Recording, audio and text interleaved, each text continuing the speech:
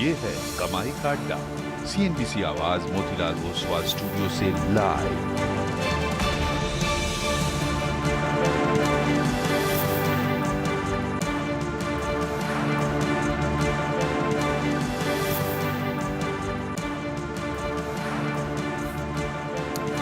CNBC आवाज Motilal Oswal studios में आप सबका स्वागत है।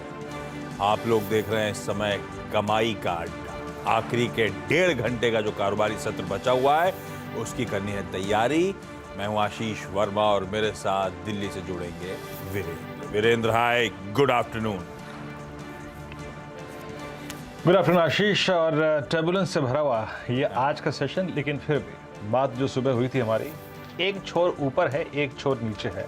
और उसी छोर में अभी हम बाकी हैं। निचला भी छू लिया, ऊपरी भी छू लिया। Good afternoon. बिल्कुल ठीक है, जो वीरू ने जिस्ट दिया है इस पे बहुत डिटेल में हम लोग चर्चा करने जाएंगे, लेकिन इस शो कमाई का अड्डा की शुरुआत कर रहे हैं इस वक्त की टॉप हेडलाइंस के साथ। बाजार की साफ नहीं है दिशा, इंडिसेज ने पकड़ी अलग अलग राह। निफ्टी और सेंसेक्स आधे फीसदी ऊपर, लेकिन निफ्टी बैंक और मिड कैप्स में बिकवाली का दबाव। एफएमसीजी शेयरों में जोरदार तेजी, 2% ज्यादा उछला एचयूएल, साथ ही रेडिको, मैरिको और नेस्ले में भी रौनक। दूसरी और कैपिटल गुड्स शेयरों में जोश, 3% के उछाल के साथ लाइफ टाइम हाई पर पहुंचा एलएनटी। बैंक ऑफ इंडिया के अच्छे नतीजे, मुनाफे और ब्याज से कमाई में जोरदार उछाल। 31 तिमाहियों की ऊंचाई पर मार्जिन, एसेट क्वालिटी भी सुधरी। थोड़ी देर में बैंक के एमडी और सीईओ ए.के. दास से करेंगे खास बातचीत। बजट में मिडिल क्लास को मिल सकती है बड़ी राहत। इनकम टैक्स के नए रिजीम में घट सकती है टैक्स की दरें। सीएनबीसी आवाज की एक्सक्लूसिव खबर। और ट्रक यूनियन के मनमाने किराए से हिमाचल प्रदेश में हाहाकार। हर महीने 200 करोड़ रुपए का हो रहा है नुकसान। आम आदमी से लेकर इंडस्ट्री तक हर कोई परेशान।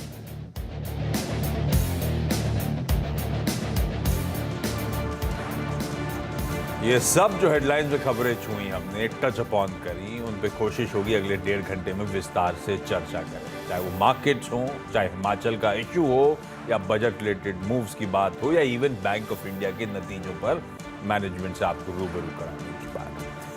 चलिए मार्केट स्क्रीन पर लेकर आइए। जैसे वीरू ने कहा था, कहीं धूप कहीं छाव है इस समय। बिल्कुल बाजार वैसे ही है। निफ्टी आधे % की मजबूती के साथ कामकाज करता हुआ अब नजर आएगा, 80 पॉइंट इस समय ऊपर। और एक समय सुबह शुरुआत हुई थी फ्लैट, इनफैक्ट हल्का सा लाल शेड भी देखा था हमने, 8-9 पॉइंट एक समय लाल में भी गया था।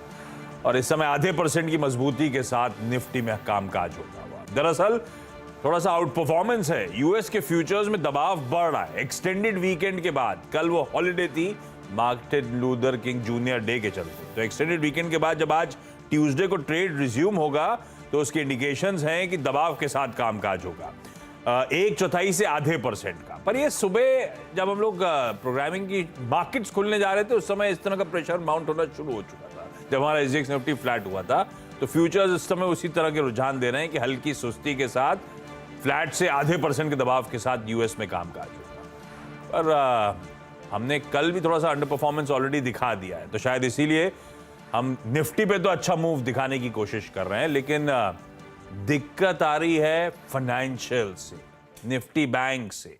इनफैक्ट एक बार निफ्टी 50 की कंट्रीब्यूशन प्लेट स्क्रीन पे रखिएगा, देखिए कैसे banks of financials x of HDFC twins, HDFC limited, HDFC bank आज अच्छा कर रहे हैं। कल नतीजों का पैंग था, थोड़ा बहुत ठंडे पड़े थे, उसके बाद आज मोमेंटम पकड़ा है। दोनों एचडीएफसी ट्विंस पॉजिटिवली कंट्रीब्यूट कर रहे हैं। अदरवाइज सारे बैंक्स और फाइनेंशियल्स इस समय वीकनेस ला रहे हैं, हर जगह दबाव है। और कुछ हेवी वेट्स हैं एचडीएफसी ट्विंस के अलावा, जैसे कि रिलायंस, लार्सन एंड टूब्रो, और इस प्लेट को अगर मैं बढ़ा सकता तो टीसीएस इन्फी, वो और हेवी वेट्स हैं जो काफी हद तक, क्या पूरी की पूरी, वो फाइनेंशियल्स की प्रेशर को निगेट करने में मदद कर रहे हैं। लेकिन चलिए पहले अब निफ्टी की स्ट्रैटेजी। और निफ्टी की स्ट्रैटेजी में, अच्छा कल आपको याद होगा कमाई के अड्डे पे ये बात हो रही थी इंडेक्स के लेवल पर, इसी शो में इसी समय, ये लग रहा है कि एक बेस फॉर्मेशन है। मैं तेजी की तरफ का एक कॉल लेना चाहूंगा।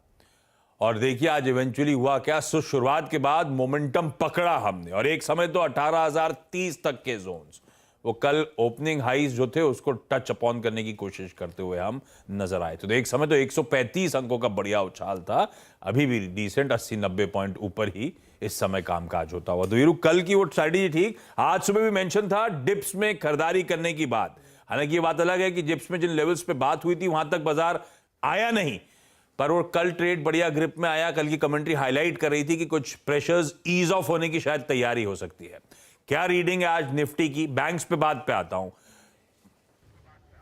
जी हाँ, देखिए आशीष, आज बैंक निफ्टी में सुबह अच्छा ट्रेड मिला था, निफ्टी में ट्रेड मिला था। निफ्टी में हालांकि कल का वो लेवल ज़्यादा डिफाइंड था। कल का वो 840 867 ज़्यादा डिफाइंड था। हालांकि डिप सुबह भी मिला आज करीब 880 तक का। हम निफ्टी पे कोलैप्स हुए इनिशियली, और आप समझ लीजिएगा कि हाँ 17,880।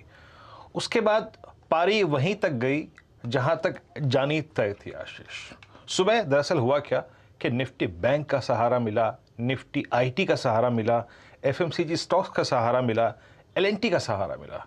सुबह हमारे पास एक बहुत अच्छे ब्लेंडेड एफर्ट्स थे जो हमको 18,040 28 तक लेके गए।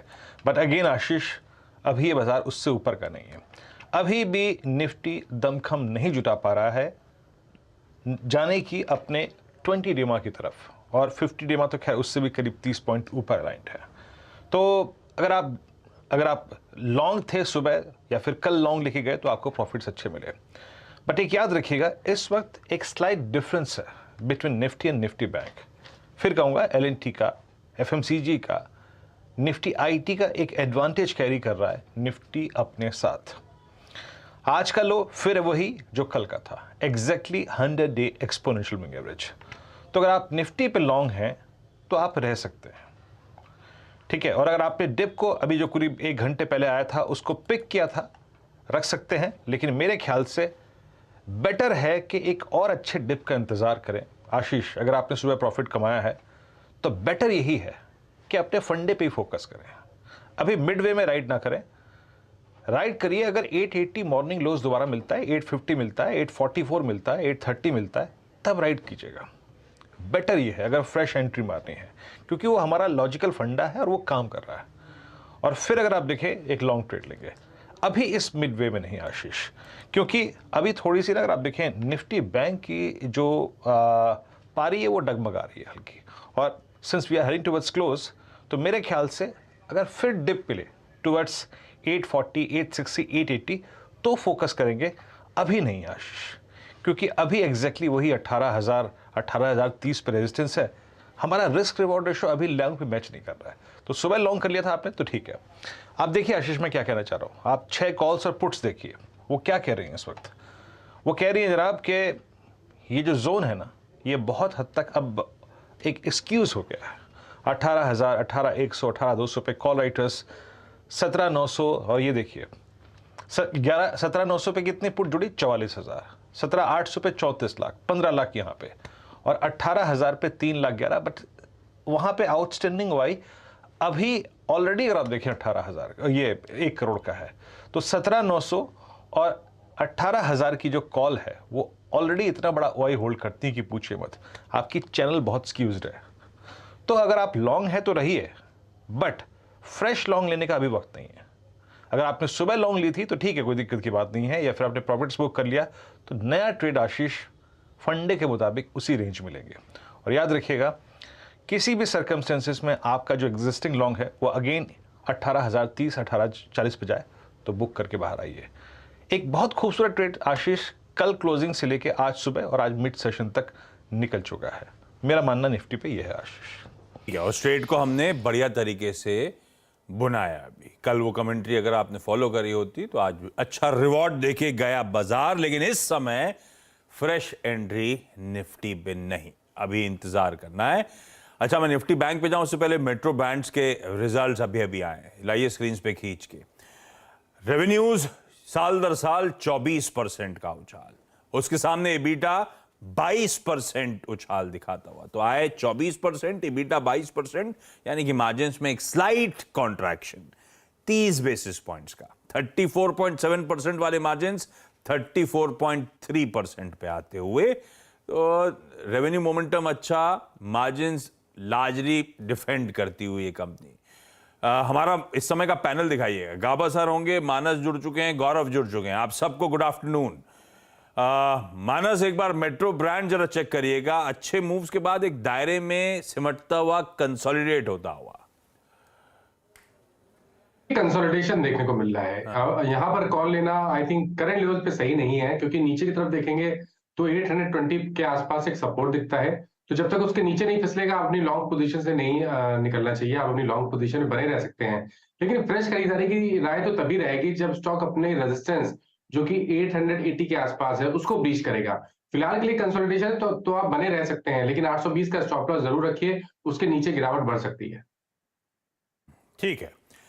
अच्छा, निफ्टी बैंक पे अब आ रहा हूं। अच्छा, इस बीच गाबा सर इशारा कर रहे थे उनके पास ऑडियो नहीं जा रहा है शायद। प्लीज गाबा सर का ऑडियो ठीक करिएगा, कुछ ही देर में हम टॉप कॉल की शुरुआत करेंगे। और मयूरेश भी जुड़ते हुए। मयूरेश, आपको भी गुड आफ्टरनून। निफ्टी बैंक पे आज सुबह क्या चर्चा हुई थी? पहले बेस के आसपास बाइंग इनिशिएट करने का मन, निफ्टी बैंक ने वहां से अच्छे मूव्स भी डिलीवर करे।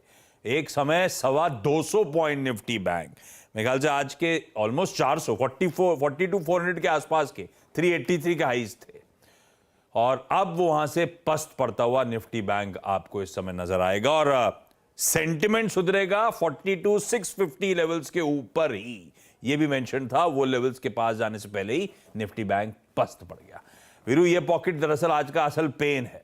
एक्स ऑफ एचडीएफसी ट्विन, सारे फाइनेंशियल असल में दिक्कत कर रहे हैं। निफ्टी बैंक में क्या हो रहा है? जी हाँ, देखिए आशीष, सुबह मेरी अप्रोच थी। देखिए करीब 35 लाख का आउटस्टैंडिंग हुआ था कल क्लोजिंग बेसिस पे 42,000 के पुट का। तो लॉजिक यही बिठाया था आशीष कि हमारे पास एक ट्रेड जोन है। ट्रेड जोन क्या है? 42,000 के पुट ऑप्शन का पुट राइटर, मतलब पुट राइटर, उसका कन्विक्शन, और हाई साइड पे जरा प्लीज रेजिस्टेंस की प्लेट लेके आइएगा। क्या बात हुई थी हमारी कि अ डिप टुवर्ड्स 42,000 और 42,100 उसको बाय कीजिएगा। रेजिस्टेंस प्लेट क्या है, क्या कहती है? 308 क्या है? That is 50 day exponential moving average. और 404 इस रेंज में क्या प्लेस था हमारा? वो था हमारा approximately 10 day exponential moving average का जोन, और इस जोन का सेकेंड लास्ट कॉल राइटर, मतलब 42,400 और 42,500 पे कॉल राइटिंग थी। तो निफ्टी बैंक के उस ट्रेड ने, अगर आप देखें, अच्छा स्विंग दिया, फिर जाके वो 42,404 का हमारा इंट्राडे एक लेवल था, और करीब करीब अगर आप देखें उसी जोन पे जाके झुक गया। बट आशीष, यस, आप जो इस वक्त बात कर रहे हैं ना कि प्रॉफिट बुकिंग बैंकिंग स्ट्रक्चर्स में ज़्यादा है। आज अगर मैं सिर्फ HDFC को छोड़ दूं तो अभी तक सारी कैंडल्स फॉर द टाइमिंग, अगर आप देखें, state bank of India, axis bank, private banking stocks, और इवन द मतलब strongest stock, I mean federal bank, जिसने सबसे स्ट्रॉन्ग अर्निंग पोस्ट करी, वो भी बैकफुट पे आके खड़ा है। तो आई थिंक आशीष, मैं अभी यहाँ बचना चाहूँगा किसी ट्रेड से, क्योंकि ना तो ये इतना खिसका है नीचे की तरफ कि मैं इसे शॉर्ट कर लूँ, क्योंकि याद रखिएगा 11, 12 और 13 जनवरी की 3 कैंडल्स का वाइल्ड लोअर शेडो इसी रेंज में आता है। तो यहाँ पे शॉर्ट करना बेकार है, और थोड़ी देर पुट राइटर्स का कन्विक्शन और आने दीजिए, तब जाके कोई लॉन्ग ट्रेड लेंगे अगर 42,100 के ऊपर निकलेगा। अभी नहीं, अभी एंटर करना खामखा lots of ifs and buts के साथ गलत होगा आशीष। आप जरा, मैं आपको डेटा दिखाता हूं, जरा आप देखिएगा 3 कॉल्स और पुट्स। 3 कॉल्स और पुट्स को अगर आप देखें तो यहां पर लग रहा है कि कॉल राइटर्स ने और पुट राइटर्स ने, अगर आप देखें, अपनी पोजिशंस को इतना स्क्यूज कर लिया है, मतलब एक छोटी रेंज दी है आपको। Look at call writing at 42,300, 20 lakh, 35 lakh का आउटस्टैंडिंग बाय, 42,000 के पुट का 44 लाख का आउटस्टैंडिंग है, 10 लाख पुट वहां भी किए हैं। तो आशीष, ट्रेड चैनल बहुत छोटी हो गई है इस वक्त। तो मैं इस वक्त यहाँ पे कोई ट्रेड नहीं रखना चाहूँगा, मतलब फ्रेश एंट्री नहीं लूँगा। मुझे कार्यक्रम के दौरान कोई लॉजिकल ट्रेड नजर आएगा ऑप्शंस में या फ्यूचर्स में तो मैं कोड डेफिनेटली करूँगा, लेकिन अभी नहीं। सिर्फ अभी अगर आप एक थोड़ा बहुत रिस्क ले सकते हैं, तो अगर आपने निफ्टी लॉन्ग किया था और अपने प्रॉफिट्स को बुक नहीं किया सुबह के ट्रेड को, तो सिर्फ उसको रखिए, अदरवाइज अभी कुछ मत करिए। फ्रेश लॉन्ग ट्रेड भी बैंक निफ्टी में या निफ्टी में मैं नहीं दे रहा हूँ। सिर्फ अगर आपके पास है तो चुपचाप एक करीब 17,880 की रेंज में स्टॉप लॉस लगा के बैठे रहिए। No fresh trade on indices for the timing Ashish. कोई फ्रेश ट्रेड नहीं, ना निफ्टी पे बात निकल के आई, ना निफ्टी बैंक पे। दोनों में इस समय स्टेटस को दूर रहेंगे, वॉच आउट करने की जरूरत है। और फाइनेंशियल्स की आज मंगलवार का दिन है, आज एक्सपायरी है, वीकली ऑप्शंस एक्सपायरी का दिन। वोलेटिलिटी स्क्रीन पर है, देखते हैं आखिरी 1-1.5 घंटे में अगर फाइनेंशियल्स को मूव करना है तो एचडीएफसी ट्विंस तो आज अच्छा कर ही रहे हैं। आईसीआईसीआई बैंक तीसरा इंपॉर्टेंट कॉन्स्टिट्यूएंट है, नजर रखेंगे आईसीआईसीआई बैंक पे भी। खैर एचडीएफसी ट्विंस वगैरह पे मैं बाद में आता हूं। इस समय जो ट्रेंडिंग स्टॉक्स हैं वो आपको मेंशन कर देता हूं, उसके बाद हमारे पैनल के बेहतरीन इस समय के ट्रेडिंग आइडियाज पे जाएंगे। तेजी के trending stocks, Larsen and Toubro, heavyweight, वो गेनर्स की प्लेट में आपने देखा था जब निफ्टी की कंट्रीब्यूशन प्लेट दिखाई जा रही थी, 3.25% का उछाल। कुछ दिन पहले वो ब्रोकरेज अपडेट्स भी आए थे 2500 प्लस के टारगेट्स के लिए। एल&टी सॉलिड रेटिंग हो रही है, 70 रुपए मजबूत। आज एचयूएल के साथ पूरा एफएमसीजी बास्केट, एचयूएल के नंबर्स शेड्यूल्ड हैं, मेरे ख्याल से इस फ्राइडे को एचयूएल के नंबर्स आने हैं, और उससे पहले एचयूएल अब 2-2.25% के उछाल के साथ कामकाज करता हुआ। गाबा जी ने अच्छा दाव लगवाए थे एचयूएल पे। मैंने कहा था बास्केट फोकस में, एचयूएल के साथ रख दिया प्रोड्यूसर साहब ने मैरिको भी। 1.5% की मजबूती के साथ मैरिको कामकाज करता हुआ, और एमसीएक्स वापस अच्छा मूव दिखा रहा है, 1.25% के आसपास का उछाल। मोमेंटम स्ट्रांग था, टेक्निकली एक्सपर्ट ने कहा भी था जब वो रिपोर्ट आई थी, एक ब्रोकरेज रिपोर्ट जो 1200 के आसपास के टारगेट दे रही थी, इसमें मोमेंटम स्ट्रांग है, तेजी और देखने को मिलेगी। वो आपकी स्क्रीन पे तेजी एमसीएक्स में नजर आ रही है।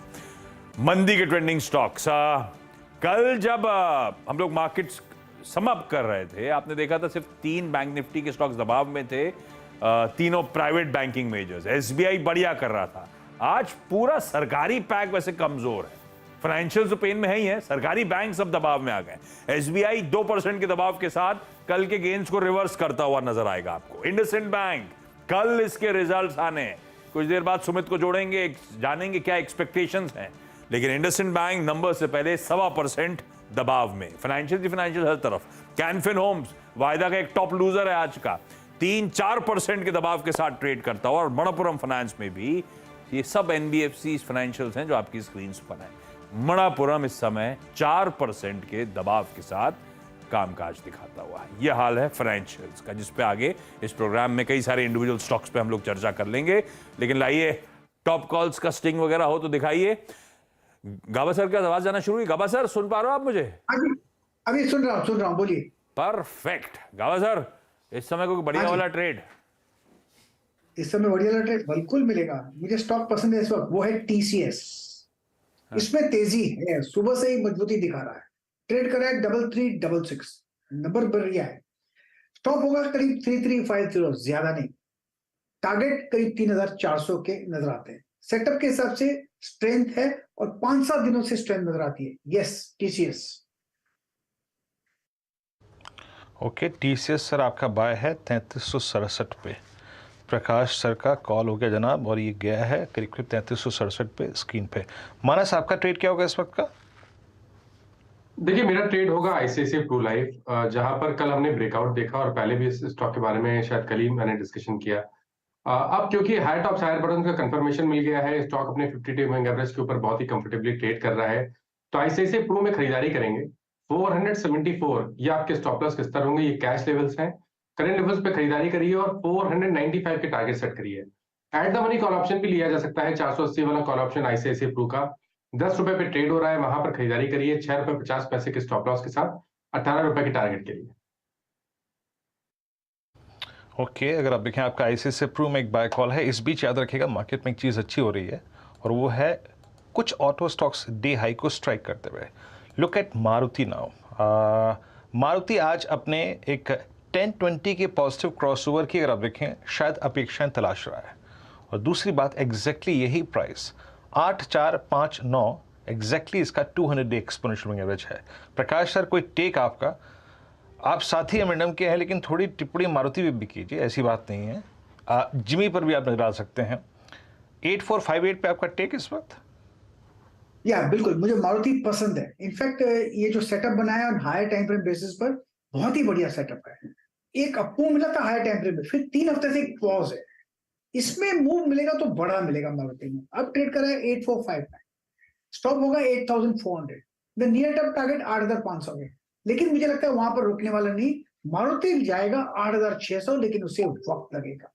यस, सेटअप बढ़िया है मारुति, और जिमनी भी मुझे पसंद है। वाकई बढ़िया है। अब देखते हैं गाबा साहब, 3 डोर की 5 डोर? हाँ जी, आई थिंक 3 डोर मैं प्रेफर ज्यादा करूंगा। हाँ, क्यूट तो 3 डोर ही लगती है। गौरव स्क्रीन पे। गौरव, हाय, गुड आफ्टरनून। गौरव, आपका प्रेफर्ड ट्रेड इस समय का टॉप कॉल कौन सा? Good afternoon. मेरा जो स्टॉक है और रिसेंटली लिस्टेड है वो है फ्यूजन माइक्रो फाइनेंस। यहाँ पे अगर आप देखेंगे तो दो चीजें काफी अच्छी हो रही है। वॉल्यूम पार्टिसिपेशन पिछले 3-4 सेशन के कंपैरिजन में काफी अच्छा हुआ है। एक ट्रायंगल ब्रेकआउट हमको डेली चार्ट्स पे या उसको आपको 40 मिनट चार्ट पे अगर देखेंगे तो ट्रायंगल ब्रेकआउट देखने मिला है। आवली चार्ट्स और 2 वाली चार्ट्स पे सभी मेजर मूविंग एवरेज के ऊपर चल रहे हैं, शॉर्ट टर्म एवरेज के ऊपर चल रहे हैं। तो कहने का मतलब है कि ट्रेंड पिकअप हो रहा है और यहाँ पे आप बाय कर सकते हैं। इनके जो लक्ष्य होंगे इसमें वो 440 के होंगे और आप 380 के स्टॉप लॉस से बाय कर सकते हैं। फ्यूजन माइक्रो फाइनेंस इस समय तगड़ा मूव स्क्रीन पर है। गौरव कह रहे हैं यहां से भी खरीदा जा सकता है। स्टॉप लॉसेस ध्यान दीजिएगा जो गौरव ने मेंशन करें। Mayuresh ji, good afternoon sir. Mayuresh ji, आपका कोई बढ़िया वाला techno funda pick? Afternoon Ashish ji, afternoon Viru ji, good afternoon to everyone on the panel. तो हमारे थोड़े कंडीशनल वॉच लिस्ट पे है रिकमेंडेशंस, रादर रिकमेंडेशन नहीं, वॉच लिस्ट ही है। बाजार दायरे में फंसा हुआ है। हम ओनिल मेथोडोलॉजी के हिसाब से फॉलो थ्रू डे की राह देख रहे हैं। कहीं ना कहीं उम्मीद ये है कि बजट में अगर अनाउंसमेंट्स सही तरह से आए जो मार्केट्स उम्मीद कर रहा है, मुझे लगता है जो एक री रेटिंग हो सकती है इंडियन मार्केट्स की वो बिल्कुल मुमकिन है। दूसरा, आई थिंक जो फ्लोज है towards a lot of the South East Asian economies, I think अच्छे खासे फ्लोज वहां जा रहे हैं, but India is also receiving their fair share. Unlock के बाद जो चाइना की अनाउंसमेंट्स हुई थी, Chinese markets are reasonably up, I think 18 से 20% ऊपर है at this point of time. इसलिए तो वैल्यूएशन गैप है ये भी नैरो होते जा रहा है at this point of time, और इसलिए आई थिंक एक री रेटिंग की पूरी उम्मीद हो सकती है अगर सही बजट अनाउंसमेंट हुए तो। हैविंग सेड दैट, हमें लगता है I think capital goods as a space, we have always mention that कि अर्निंग्स के हिसाब से इसकी ट्रेजेक्टरी मेंटेन्ड होंगी एटलीस्ट विद 20-25% ग्रोथ जो हम ओनिल में देखते हैं। एल&टी जिसके पास है बिल्कुल मोमेंटम बरकरार रह सकता है। ऑर्डर बुक काफी तगड़ी है 3,75,000 करोड़ की। नेट वर्किंग कैपिटल रिक्वायरमेंट्स पहले हाफ में पिछले वर्ष और इस वर्ष आई थिंक 22% से लगभग 20% पे आ चुके हैं, which is a very very good sign. और इसके लिए जो आरओईज है वहां पे एक सिग्निफिकेंट इंप्रूवमेंट देखने मिला है along with expansion in EBITDA margins. Order flows जैसे आ रहे हैं for this sector as a whole, I think definitely ये सेक्टर रडार पे रहना चाहिए। तो एल&टी डेफिनेटली मोमेंटम बरकरार रहेगा। दूसरा, आई थिंक सीमेंस को जबरदस्त ऑर्डर मिली है कल। जो ऑर्डर बुक इनका डिवर्सिफाइड है between energy which is oil and gas, smart infrastructure, mobility और डिजिटल, ये सारी चीजों पे गवर्नमेंट की एक जोरदार फोकस है over the last few budgets, और ये बजट में भी रहेगी because this is one full budget before the general elections. और अगले वर्ष यही टाइम में शायद ऑर्डर फ्लोज एब होने लगे। इसलिए आई थिंक जो एक नेक्स्ट 2 to 3 क्वार्टर्स है इसमें सिग्निफिकेंट वैल्यू एक्विजिशन हो सकता है in terms of order flows ये सारे कंपनीज के लिए, और इसलिए आई थिंक ये सेक्टर को जरूर ध्यान में रखना चाहिए। तो L&T definitely I think momentum play हो सकता है।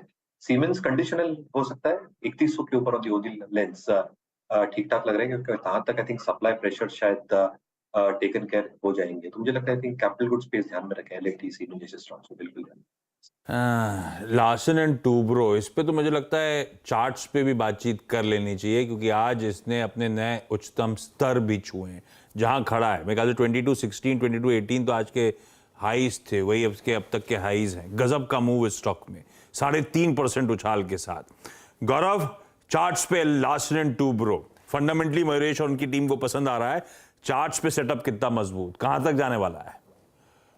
ये काफी स्ट्रॉन्ग इसमें अपसाइड है। वॉल्यूम पार्टिसिपेशन काफी अच्छा है। आज के क्लोजेस की अगर आ जाती है 2210 के ऊपर जो करंट मौजूदा स्तर है उसके ऊपर आता है, तो यहाँ से मुझे लगता है कि 100 रुपए की अपसाइड आपको और देखने मिल सकती है। और अगर किसी का नजरिया पिछले अगले 1 महीना या उससे ज्यादा का है तो काफी अच्छा एक ट्रेंड कंफर्मेशन देखने मिल चुका था। यहाँ से और एक 10% की अपसाइड आपको देखने मिल सकती है। तो मैं ये नहीं कहूँगा आप यहाँ पे बाय कीजिए फॉर 10%, लेकिन जिन्होंने लिया है बिल्कुल बने रहना चाहिए। स्ट्रक्चर काफी अच्छा है। डेली चार्ट्स पे higher top higher bottom formation चालू है और आज कंफर्मेशन आ गया है ट्रेंड कंटिन्यूएशन का। तो मुझे लगता है कि यहाँ से काफी अच्छी एक अपसाइड को देखने मिल सकती है। अच्छी अपसाइड बन सकती है। लार्सन एंड टूब्रो है तो होल्ड करना है अपनी लॉन्ग पोजीशंस को इस स्टॉक में। जो इस समय के पिक्स हैं क्विकली रैप अप कर रहा हूं। गावस्कर ने टीसीएस पे दाव लगाया है, 3366 पे स्क्रीन पे आया था और उनका मानना है यहां पे और तेजी तूल पकड़ेगी। कल भी गावस्कर ने आईटी को सुबह ही सिंगल आउट किया था और गजब के मूव्स उस स्टॉक में उन स्टॉक्स में बने थे। मानस ने आईसीआईसीआई प्रू, रिजल्ट्स अवेटेड है आईसीआईसीआई प्रू के आने वाले होंगे किसी भी समय, खरीदारी करने का कॉल है, स्ट्रेंथ नजर आ रही है, 480 का कॉल भी खरीद सकते हैं आईसीआईसीआई प्रू की उस तेजी को भुनाने के लिए। गौरव ने आज फ्यूजन माइक्रो फाइनेंस पे दाव लगाया, बहुत अच्छे मूव स्क्रीन पे दिख रहे थे, दिन के हाईस पे था, 380 का स्टॉप लगाना है लेकिन। और मयूरेश की वॉच लिस्ट है जिसमें जो engineering measures, infra measures, Larsen and Toubro, siemens, ये रडार पे सीमेंस को वॉच आउट करने की जरूरत, Larsen and Toubro in levels पे एक्यूमुलेट किया जा सकता है, पर वॉच लिस्ट में रखें इन दिग्गज कंपनीज को। वीरू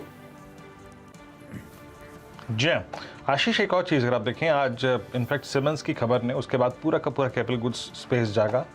और ये आज ही नहीं आशीष, इनफैक्ट देखिए आज तो बहुत वाइल्ड स्विंग है एलएनटी में, बट सिमेंस, कमिंस और ये एलएनटी, ये 3-4 सेशंस अगर आप देखें इधर के, और लास्ट जब रोलोवर्स हुए थे तब भी बहुत स्ट्रॉन्ग रोलोवर्स लेके आए थे।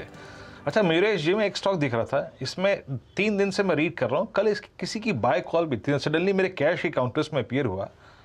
लुक एट रेडिको खेतान, मैं देखने को गया कि क्या ये पूरे सेक्टर में हो रहा है क्या। United Spirits no, not exactly, USL अभी भी कोलैप्स कर रहा है। रेडिको खेतान, ये पता नहीं स्वाति होटकर की कॉल थी या किसकी कॉल थी, कल इन्होंने ली थी करीब 1062 पे, आज 1102 का भाव हो गया। कोई ड्राइविंग फोर्स इस स्टॉक के लिए आपकी राय इस वक्त? ऑलमोस्ट अपने करियर की हाई ट्रेजेक्ट्रीज की तरफ रुख करता हुआ, हाई ट्रेजेक्ट्रीज है लगभग 1300 रुपए की। Any view on Radico Khaitan? तो वीरू जी, आई थिंक 2-3 चीजें हो रही हैं। एक, आई थिंक जो कंजम्पशन है, वॉल्यूम बेस्ड कंजम्पशन, इनके इंडियन लिकर को लेके यहाँ पे एक जबरदस्त इजाफा हमें देखने मिला है और ये अच्छे खासे कंपटीशन दे रहे हैं फॉरेन बेस्ड लिकर ब्रांड्स को। तो कहीं ना कहीं I think volume based activity in this segment is very good. दूसरा, आप देखें जो इनपुट कॉस्ट की, जो पिछले 3 से 4 तिमाहियों से आई थिंक काफी तकलीफ दे रही थी अल्कोहलिक बेवरेजेस कंपनी को, ENA स्ट्रोक मोलासिस, इसकी जो कीमतें थी ये अच्छी खासी बढ़ चुकी थी, they are normalising at this point of time. दूसरा, आई थिंक जो ग्लास की कीमतें थी फॉर ग्लास बॉटल स्पेसिफिकली, उसकी कीमतें भी आई थिंक अच्छी खासी बढ़ी थी, which are normalising at this point of time. इसलिए जो इनकी इन्वेंट्री थी और इनपुट कॉस्ट इन्फ्लेशन था, ये अच्छा खासा इन पे एक इबिटा मार्जिन पे प्रेशर ला रहा था, which will be taken care of. तीसरा, I think in terms of price increases itself, I think price hikes जो selective states कर रहे हैं, that is going to be extremely accretive from an earnings perspective. तो हमें लगता है I think जो strong institutional holding activity ये stock में बन रही है, specifically in the last 2 to 3 quarters, एक बहुत important sign होती है of the O'Neill methodology. दूसरा, I think जो ROEs है I think काफी stable at this point of time, with improvement of cash flows, और भी इसमें इजाफा देखने मिल सकता है। 1150 एक बहुत की पिवट लेवल है ऑन दी ओनियल मेथोडोलॉजी, अगर ये पास होता है या सरपास होता है, आई थिंक ये स्टॉक में और भी मोमेंटम आ सकता है। 5000 स्टॉक्स में वीरू की स्पॉटिंग और डिटेल्ड मयूरेश का एनालिसिस, दोनों को रेडिको खेतान पसंद आ रहा है। 1150 इंपॉर्टेंट स्तर है, एक बार वो निकले तो बढ़िया तेजी की तैयारी। लेकिन चलिए आज का मैनेजमेंट, बैंक ऑफ इंडिया के नंबर्स आए थे और नंबर्स पे अब बातचीत करने के लिए बैंक के एमडी और सीईओ AK दास सर आपको आपकी स्क्रीन पे नजर आएंगे। Das sir, good afternoon. Numbers please screen पे लेकर आइए डायरेक्टर साहब। बढ़िया नंबर्स थे, उसमें हाईलाइट था नेट इंटरेस्ट मार्जिन जो 3.28% के आए, 31 तिमाहियों में सबसे बढ़िया, 3.04 से बढ़कर 3.28% पे पहुंचते हुए। ऐसे ही एसेट क्वालिटी, ग्रॉस एनपीए में सुधार था, 7.66% पे GNPA, जो मेरे ख्याल से 29 तिमाहियों में सबसे बेहतर आपको नजर आएगा। दास सर, इंटरनल्स बढ़िया है, पहले तो ये NIMs बढ़िया 3.25% के लेवल्स को ब्रीच करते हुए मल्टी ईयर हाइस पे NIMs आपने क्लॉक करें। ये ट्रेजेक्टरी NIMs की कहां देख रहे हैं आप? यहां से और NIMs एक्सपैंड होते हुए नजर आएंगे या फिर आप कहां पे इनको कंसोलिडेट होता हुआ देख रहे हैं सर? क्या लाइकली सिनेरियो प्ले आउट होगा? शुक्रिया, थैंक यू, बहुत बहुत धन्यवाद हौसला अफजाई के लिए और नंबर्स को परखने के लिए। एनआईएम की ये एक कॉमन से सवाल बन गया है अभी। एनआईएम हमारे बैंक में नहीं, बहुत सारा बैंक में एक अच्छी गति पकड़ी है। हमारे बैंक के लिए मैं कहूँगा बहुत अच्छा इम्प्रूवमेंट हुआ है। 3.74 जो डोमेस्टिक हुआ है और 3.28 ग्लोबल हुआ है। उसका मेन कारण 2-3 होगा। एक तो एसेट रिप्राइसिंग हुआ है और जो कि हर बैंक में होता है, और अवेलमेंट लोन ड्रॉ डाउन का जो था दर वो बहुत कम था पहले। मसलन सितंबर 30 में ये 64% ओडीसीसी लिमिट में अवेलमेंट हो रहा था। हमने बहुत प्रयास किया इसमें, तो ये 69% तक आया है दिसंबर तक का। हम उसको चाहते हैं। हमने बहुत कस्टमर से भी मिले और उनको पूछे क्या तकलीफ़ है, क्यों अवेलमेंट नहीं हो रहा है। थर्ड इज़ हमारा credit deposit ratio system as a whole, उसमें अच्छा खासा वृद्धि देखने को मिली है और हमारा जो 77% से भी ऊपर है। तो ये सब चीज़ देखते हुए एनआईएम में उछाल आया है। एंड आपने पूछा कहाँ तक देखता हूँ मैं उसको, थोड़े बहुत मॉडरेशन तो अवश्य आएंगे ही आएंगे, क्योंकि जैसे डिपॉजिट प्राइसिंग रिप्राइसिंग थोड़ा लैग के साथ होता है, थोड़ी देर में आता है, लेकिन मुझे पूरी उम्मीद है और हम लोग उसके ऊपर निरंतर काम करते हुए ये जान रहे हैं कि 3.25 से 3.50 के अंदर हम एनआईएम को सस्टेन कर पाएंगे। तो 3 से 3.25% के आसपास एनआईएम्स स्टेबलाइज शायद होते हुए नजर आए। दूसरी इंपॉर्टेंट बात थी वो एसेट क्वालिटी, ग्रॉस एनपीए 7.66% पे। दास सर, एसेट क्वालिटी इंप्रूव हुई लेकिन 7.66% स्टिल एलिवेटेड है, तो आप लोग के आगे का आउटलुक ट्रेजेक्टरी क्या मान के चल रहे हो? दूसरा, इस क्वार्टर में रिकवरीज कैसी रही? राइट ऑफ्स में देख रहा था एलिवेटेड नजर आ रहे हैं। असल पिक्चर एसेट क्वालिटी की है कैसी दास सर? ठीक है, मैं एक के बाद एक बताऊंगा। जो एलिवेटेड लेवल आप बता रहे थे बहुत सही है। इंडस्ट्री जो 5% के आसपास है, हम लोग 13-14% से 7.66 तक लाए हैं अभी फ़िलहाल एब्सोल्यूट क्वांटिटी में, और रेशियो में भी अच्छी खासी इंप्रूवमेंट देखने को मिली है।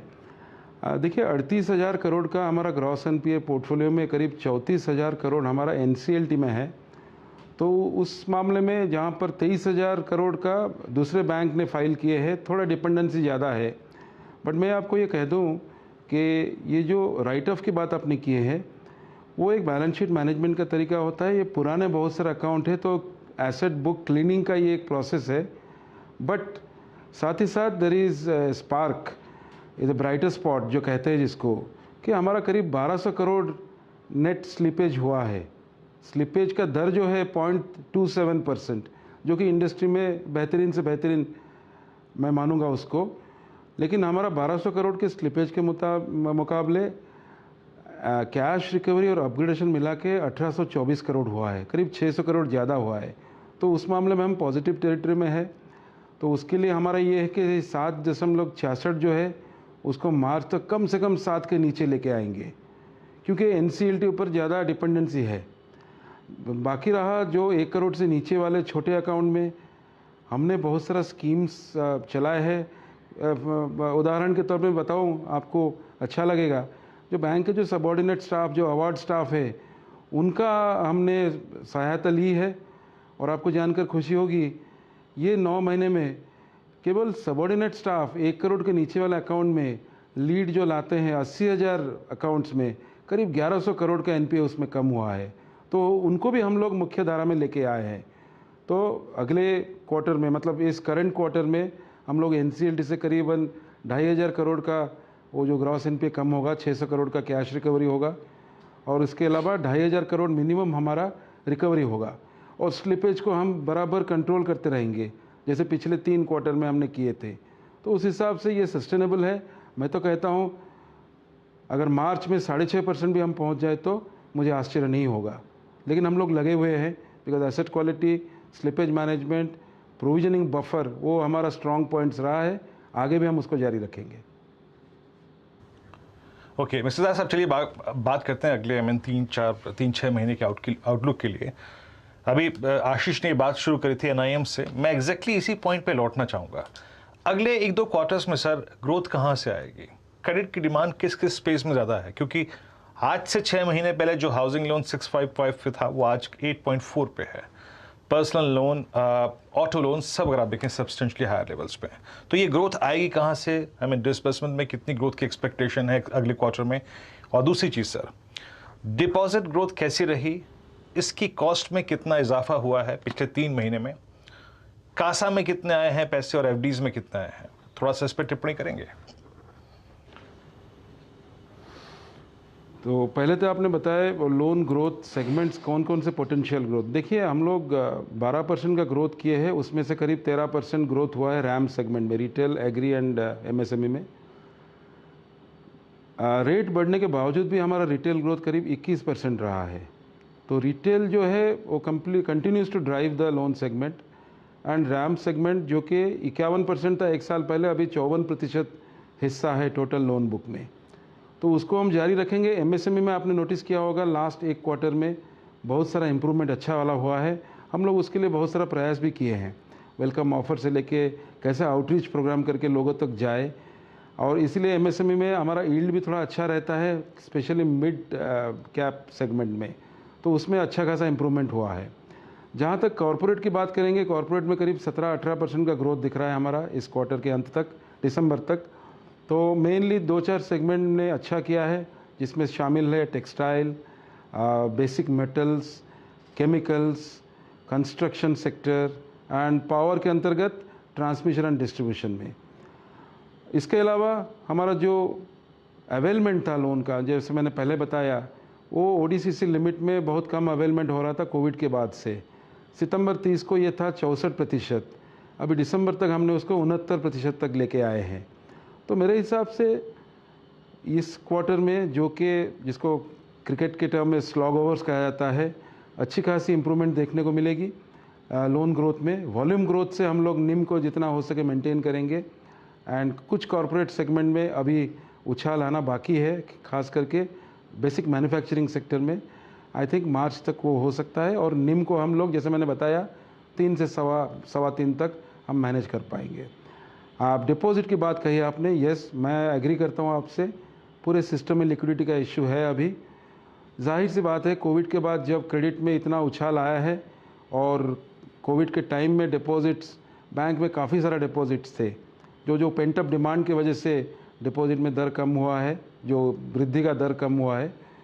हम लोग उसके ऊपर काम कर रहे हैं, अभी नए स्कीम्स चालू किए हैं, अभी स्पेशल डिपॉजिट स्कीम, और जितने भी विकल्प है रीफाइनेंसिंग वगैरह उसको भी हम कर रहे हैं। और बीच बीच में हम हर माह हमने डिपॉजिट रेट को परख रहे हैं, क्या कहीं कुछ कमी रह गई। तो हमारा रिटेल डिपॉजिट अभी 82% है, और बल्क के ऊपर थोड़ा हम लोग अभी ध्यान दे रहे हैं, जो कि अच्छे रेट में भी मिल रहे हैं हमको। हमारा लिक्विडिटी कवरेज रेशियो काफ़ी कंफर्टेबल है, 130-140% तक, तो ऐसा कोई एएलएम का इशू है नहीं। लेकिन डिपॉजिट हमारा स्कैनर के अंडर है, और उसमें हम टाइम टू टाइम चेंज करते रहेंगे। और सबसे बड़ी बात है हमारा कासा फ्रेंचाइज 45.56, जो कि काफ़ी अच्छा है। हमारा कासा फ्रेंचाइज है, वो ही हमारा स्टेबल डिपॉजिट है, हमने उसको प्रोग्रेसिवली बढ़ाया है। तो ये सब देखते हुए मुझे नहीं लगता है डिपॉजिट के केस में कोई ऐसा प्रॉब्लम आएगा।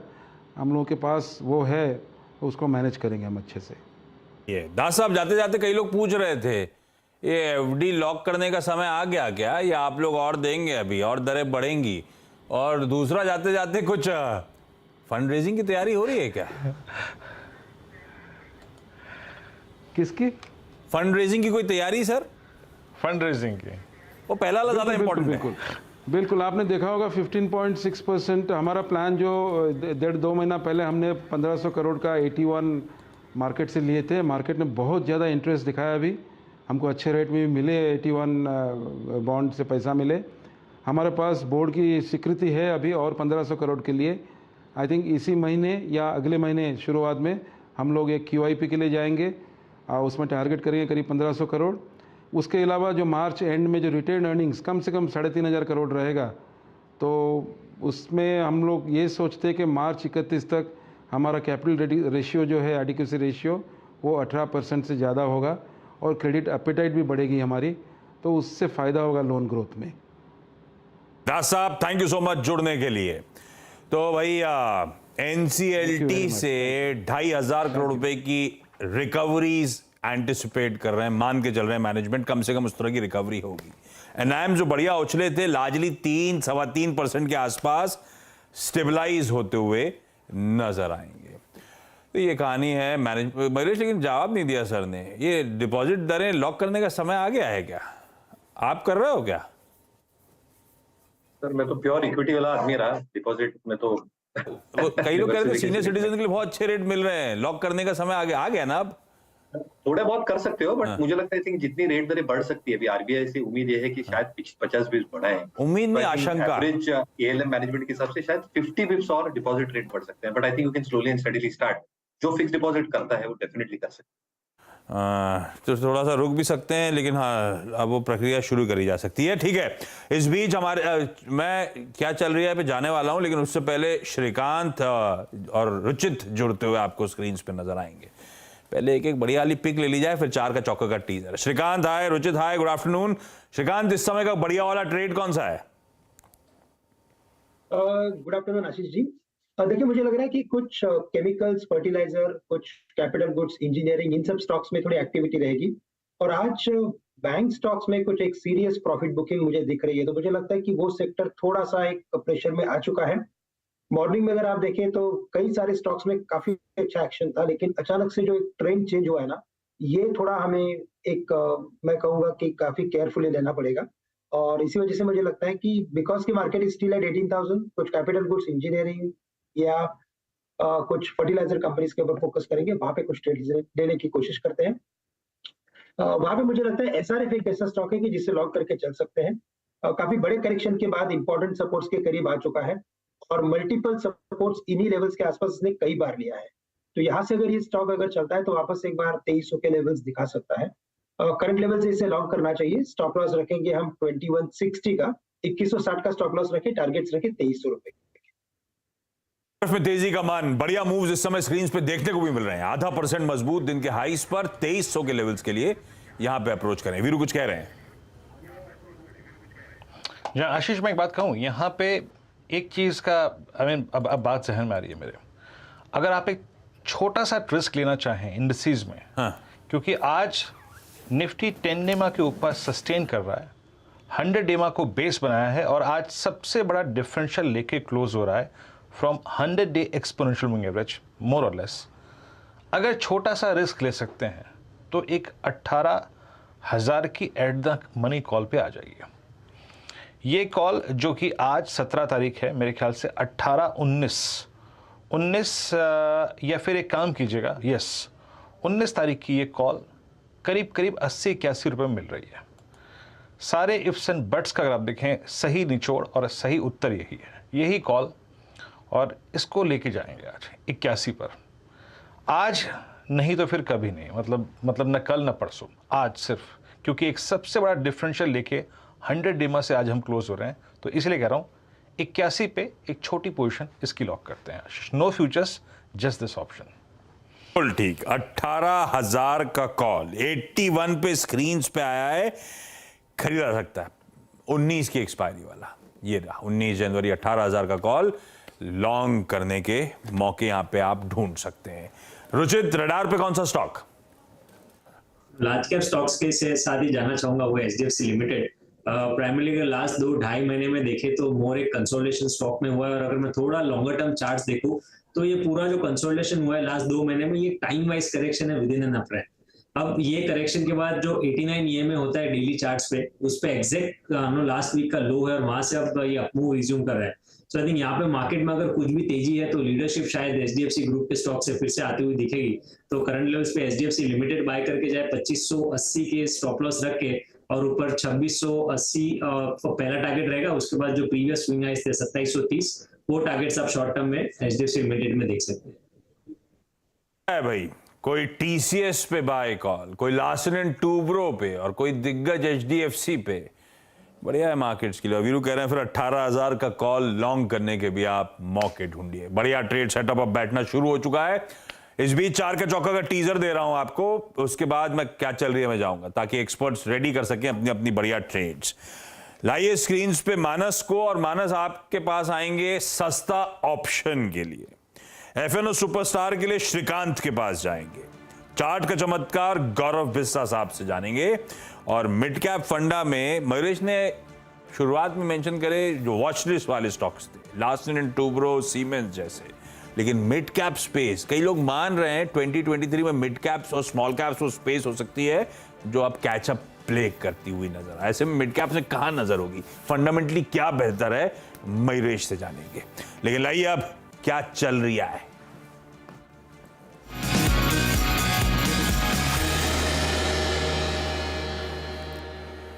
और क्या चल रहा है, मैं आज लक्ष्मण जुड़ते हुए दिल्ली से। लक्ष्मण, ये हिमाचल में क्या चल रहा है भाई? हिमाचल में दरअसल स्थिति थोड़ी सी खराब होती जा रही है, और यह खराब होती जा रही है आम लोगों के लिए और इंडस्ट्री के लिए। और इसके पीछे एक वजह है, उस वजह की जड़ है हिमाचल में जो ट्रक एसोसिएशन है वो।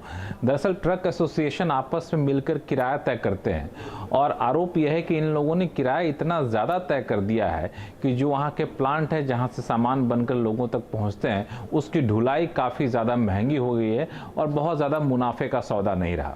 स्थिति ये हो गई कि ट्रक यूनियन अपना तो किराया तय करते ही करते हैं, कोई बाहर का आदमी आए कि ट्रक लेके हम चलाएंगे तो उनको भी कहते हैं कि आपको तभी चलाना होगा जब आप हमारे हिसाब से किराया वसूलेंगे। इसका नतीजा ये हुआ कि इंडस्ट्री की स्थिति काफ़ी कमज़ोर हो गई। इसकी एक मिसाल आपको देता हूँ, अदानी के 2 सीमेंट प्लांट को लेकर के। वहाँ पे करीब 3000 लोग जो हैं उनकी रोजी रोटी जो है वो उनके रोजगार पर असर पड़ रहा है। वहाँ का 2 प्लांट है, दरला घाट, वहाँ से 85 कर्मचारी और गगल से 58 कर्मचारी को दूसरे प्लांट में शिफ्ट कर दिया गया। करीब 1000 डीलर जो सीमेंट के डीलर हैं और 800 रिटेलर, उनका रोजगार भी खत्म होने के कगार पर है। और सिर्फ यही दोनों प्लांट नहीं, ऊना की जो दूसरी इंडस्ट्री है वहाँ भी कमोबेश यही स्थिति है। लेकिन बात इंडस्ट्री तक रहती तो चलो कुछ हद तक आदमी बर्दाश्त करता, इससे सरकार के खजाने पे काफ़ी ज़्यादा असर पड़ रहा है। हर महीने 200 करोड़ रुपया करीब राजस्व का नुकसान हो रहा है। जीएसटी जो आना था वो नहीं आ रहा है, वैट जो आना था वो नहीं आ रहा है, बाकी टैक्सेज नहीं आ रहे हैं। आम लोगों के लिए दिक्कत ये हो रही है कि सप्लाई सामान की वो दिक्कत होने लगी है। अब वहाँ पे जो एसोसिएशन, इंडस्ट्री एसोसिएशन, वो हिमाचल हाई कोर्ट में अपील की है कि आप हमें इसमें राहत दिलवाइए, बाहर के ट्रक को चलने की छूट दीजिए, नीलामी के जरिए ट्रक का भाड़ा निर्धारित किया जाए। इस तरह कुछ मांगों को लेकर इंडस्ट्री अब आगे आ रही है, लेकिन अभी स्थिति थोड़ी सी तनावपूर्ण है। दिक्कत वाली खबर हिमाचल में खास तौर पे, चाहे वो लॉसेस हों, आम आदमी को परेशानी हो, सीमेंट के इश्यूज, दाम जो लगातार बढ़ रहे हैं और ट्रांसपोर्टेशन लेकर रिलेटेड सारे इश्यूज लक्ष्मण ने बढ़िया तरीके से हाईलाइट करें। अच्छा, सीमेंट से याद आया, मयूरेश कैसे देख रहे हैं आप इस स्पेस को? अच्छा, कई लोग कह रहे थे कॉस्ट जो रिड्यूस हुए हैं, पेटकोक की कीमतें वगैरह, उसका शायद Q3 के नंबर्स में इंपैक्ट ना आए, वो लार्जली इंपैक्ट आना है, फायदा जो दिखेगा वो सब्सिक्वेंट क्वार्टर Q4 में देखने को मिलेगा। ऐसे में कितने एक्साइटेड हैं सीमेंट एज अ स्पेस को लेकर आप, या फिर एक्साइटेड हो कुछ सिलेक्टिव स्टॉक्स को लेकर? तो स्पेस स्ट्रक्चरली आई थिंक अच्छी करनी चाहिए 2-3 वजह से आशीष जी। आई थिंक पहली चीज, अगर आप क्यूमुलेटिव सीमेंट कैपेसिटी देखें और जितनी कैपेसिटी एडिशंस होने वाली है, जो अल्ट्राटेक एडिशंस कर रही है और अन्य सीमेंट कंपनी जो थोड़े क्लिंकर एडिशंस कर रहे हैं, इसमें बहुत ज्यादा इजाफा नहीं होने वाला है अगले 2 से 3 वर्षों में। जितनी डिमांड की हम उम्मीद लगाए बैठ सकते हैं, और cement demand normally I think 1 से 1.5% जीडीपी की ग्रोथ ही है, तो कहीं ना कहीं आई थिंक 9 से 10% की वॉल्यूम ग्रोथ हम डेफिनेटली एक्सपेक्ट कर सकते हैं। इसके वजह से जो यूटिलाइजेशन लेवल्स हैं काफी सीमेंट प्लांट्स के, ये 72 से 75% के आसपास जाएंगे, और जैसे 75% के आसपास क्रॉस होती है, ऑपरेटिंग लेवरेज स्टार्ट हो जाती है बिल्टअप होना। You are absolutely right. I think Q3 के नतीजों में थोड़ा एक थिंक इम्पैक्ट आएगा रीस्टॉकिंग का, क्योंकि जो गुड्स है स्पेसिफिकली कोकिंग कोल की हम लोग बात करें, वहां पे अच्छा खासा आई थिंक एक गिरावट देखी है, फ्रेट कॉस्ट में अच्छी खासी गिरावट देखी है because of all improve prices. But Q4 में आई थिंक अगर प्राइसेस बढ़ती है, जो ग्लोबली दिख रही है वापस, आयरन ओर की कीमतें बढ़ना चालू हो गई है, coking coal prices have started increasing again. हालांकि फ्रेट कॉस्ट ऑफसेट कर देंगे, बट कहीं ना कहीं आई थिंक जो रियलाइजेशन ग्रोथ है ये ठीक ठाक रहने की उम्मीद है, बट मार्जिन्स पे थोड़ा प्रभाव डेफिनेटली आ सकता है if they start absorbing it at this point of time. So structurally I think the space looks very very good. I think जो इंफ्रास्ट्रक्चर की हम हमेशा बात करते हैं, कैपिटल अकाउंट स्पेंडिंग गवर्नमेंट की, ये स्पेस को बहुत सहारा देगी, पर यहाँ पे सिलेक्टिव रहना बहुत जरूरी होगा, both from earnings and valuation perspective. तो लीडर्स के साथ हमें हमेशा पसंद करते हैं रहना। UltraTech is something that can probably look at, ये पिवट की बहुत आसपास ट्रेड कर रहे हैं ऑन द। अल्ट्राटेक सीमेंट सबसे प्रेफर्ड पिक, लीडर इस स्पेस का, उसके साथ ही मयूरेश जाना चाहते हैं। क्या चल रहा है में वैसे एक अपडेट भी, आज सीधा सौदा के रिटर्न्स नहीं दिखाए जाएंगे क्योंकि नीरज वाजपेयी का एक स्टॉक जो है वो 20% सर्किट पे पहुंच गया है। स्पेंसर रिटेल दिखाई जरा स्क्रीन। अभी मैं देख रहा था सर्किट ही चला गया है। 15% 16% तो था, अब 20% के अपर सर्किट पे स्पेंसर रिटेल लॉक होता हुआ। दरअसल खबरें थी कल, ये देखिए अचानक अच्छी तेजी आई। खबरें ये थी कि न्यूज़पेपर रिपोर्ट सजेस्ट कर रही थी कि ये नए हाइपर मार्केट फॉर्मेट में उतरने की तैयारी कर रहे हैं। स्पेंसर्स वैल्यू मार्केट, तो कॉस्ट कॉन्शियस जो कस्टमर्स हैं, मैं और वीरू जैसे, उनके लिए। खबर के बाद आज देखिए क्या इंपैक्ट आया है, सर्किट पे लॉक होता हुआ। लेकिन लक्ष्मण, वीरू ने हेडलाइन में पढ़ा था कि मिडिल क्लास के लिए कोई बजट में रिलीफ आने की तैयारी हो रही है। हम सब कान लगाए बैठे हुए हैं, भाई क्या आने वाला है हमारे लिए? हाँ, दरअसल वो जो रिलीफ है वो दरअसल हम जैसे मिडिल क्लास के लिए शायद आपकी दिलचस्पी उसमें बहुत ज़्यादा ना हो। दरअसल बजट में मिडिल क्लास के लिए सरकार अलग अलग तरीके से कई सारे विकल्प तलाश रही है कि कैसे उनको राहत पहुंचाई जाए। हालांकि बजट डॉक्यूमेंट में क्या छपने वाला है वो कहना मुश्किल है, लेकिन जो बजट को लेकर बैठकें चलती हैं ना अधिकारियों के बीच में, वित्त मंत्री और उनके अधिकारी के बीच में, फिर वित्त मंत्रालय के अधिकारी प्रधानमंत्री कार्यालय के बीच में, तो सब जगह एक बात पे जो फोकस हो रहा है, जो सूत्र बता रहे हैं, वो है कि मिडिल क्लास को तो कुछ न कुछ देना ही होगा, क्योंकि वहां पे एक नाराजगी इस बात का एहसास हो रहा है शायद। तो कैसे दिया जाए, तो उसके अलग अलग रास्ते तलाशे जा रहे हैं। उनमें से एक रास्ता जिस पे काफी हद तक सहमति बनती हुई दिख रही है वह एक इनकम टैक्स में राहत दीजिए। इनकम टैक्स में राहत देने के लिए सरकार अपना भी यहाँ पे मकसद साधना चाहती है, वो ये कि न्यू टैक्स रिजीम को, यानी इनकम टैक्स की नई व्यवस्था को ज्यादा कारगर बनाया जाए। तो वहां पे टैक्स की दरों में सरकार कटौती कर सकती है और नई टैक्स रिजीम में टैक्स के स्लैब में भी इस तरीके से बदलाव करेगी कि अगर कोई टैक्स बचाना चाहे, न्यू टैक्स रिजीम में आना चाहे, तो उसको पुराने टैक्स रिजीम के मुकाबले न्यू टैक्स रिजीम भी फायदेमंद ही दिखे। अभी क्या होता है कि एक तय आमदनी के लोगों के लिए न्यू टैक्स रिजीम के मुकाबले पुराना टैक्स रिजीम जो वो ज़्यादा आकर्षक होता है। न्यू टैक्स रिजीम में टैक्स की दरें और स्लैब में इस तरह से बदलाव होगा कि वो ज़्यादा आकर्षक दिखे। इसके अलावा रोजगार के मोर्चे पर कुछ ठोस ऐलान किए जाने की संभावना है। होम लोन जैसे दूसरे जो आकर्षक फैक्टर हैं उस पर भी सरकार ध्यान दे रही, कैसे उसको भी ज्यादा मिडिल क्लास के लिए ज्यादा आकर्षक बनाया जाए। तो लेकिन ये लबो लुआब निकल रहा है कि मिडिल क्लास को शायद इस बार खुश करने की कोशिश सरकार करेगी बजट में।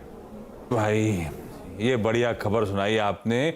मैं मयूरेश गावा सर किससे पूछूं, मैं तो सिर्फ वीरू ही म्यूचुअल फीलिंग रखेंगे। वीरू ये तो अच्छी खबर आ गई है, ये पूरा पैनल बाकी तो फील ही नहीं करेगा इस बात को। हम दोनों के लिए ठीक है, हम दोनों के लिए ठीक है, बाकी सब इस स्क्रीन पे अचनाई है। लक्ष्मण जी को इंक्लूड करेंगे। Thank you Laxman ji. Budget में यही सुनना रह गया है कि मिडिल क्लास के लिए किस तरह की रिलीफ आती है। लेकिन चलिए Laxman, thank you so much. मैं जा रहा हूं 4 का चौका पे, क्योंकि कुछ ही देर में फिर हम जेम फाइनेंशियल्स के आशु मदान सर से भी बातचीत की शुरुआत करने वाले हैं। आशु सर जुड़ते हुए, बस आशु सर 2 मिनट में आपके पास आ रहा हूं, जरा 4 का चौका से निपटा के आता हूं। लाइए सबसे पहले मानस को स्क्रीन पे और दिखाइए सस्ता ऑप्शन का स्टिंग। मानस, क्या चुना आपने?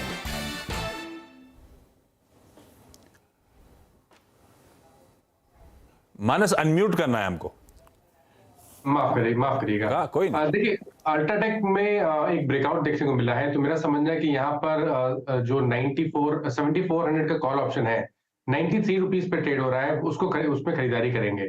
करंट लेवल्स पे खरीदारी करिए, 70 रुपए के नीचे स्टॉप लॉस लगाइए और 150 रुपए के टारगेट सेट करिए। अल्ट्राटेक सीमेंट का 7400 का कॉल ऑप्शन।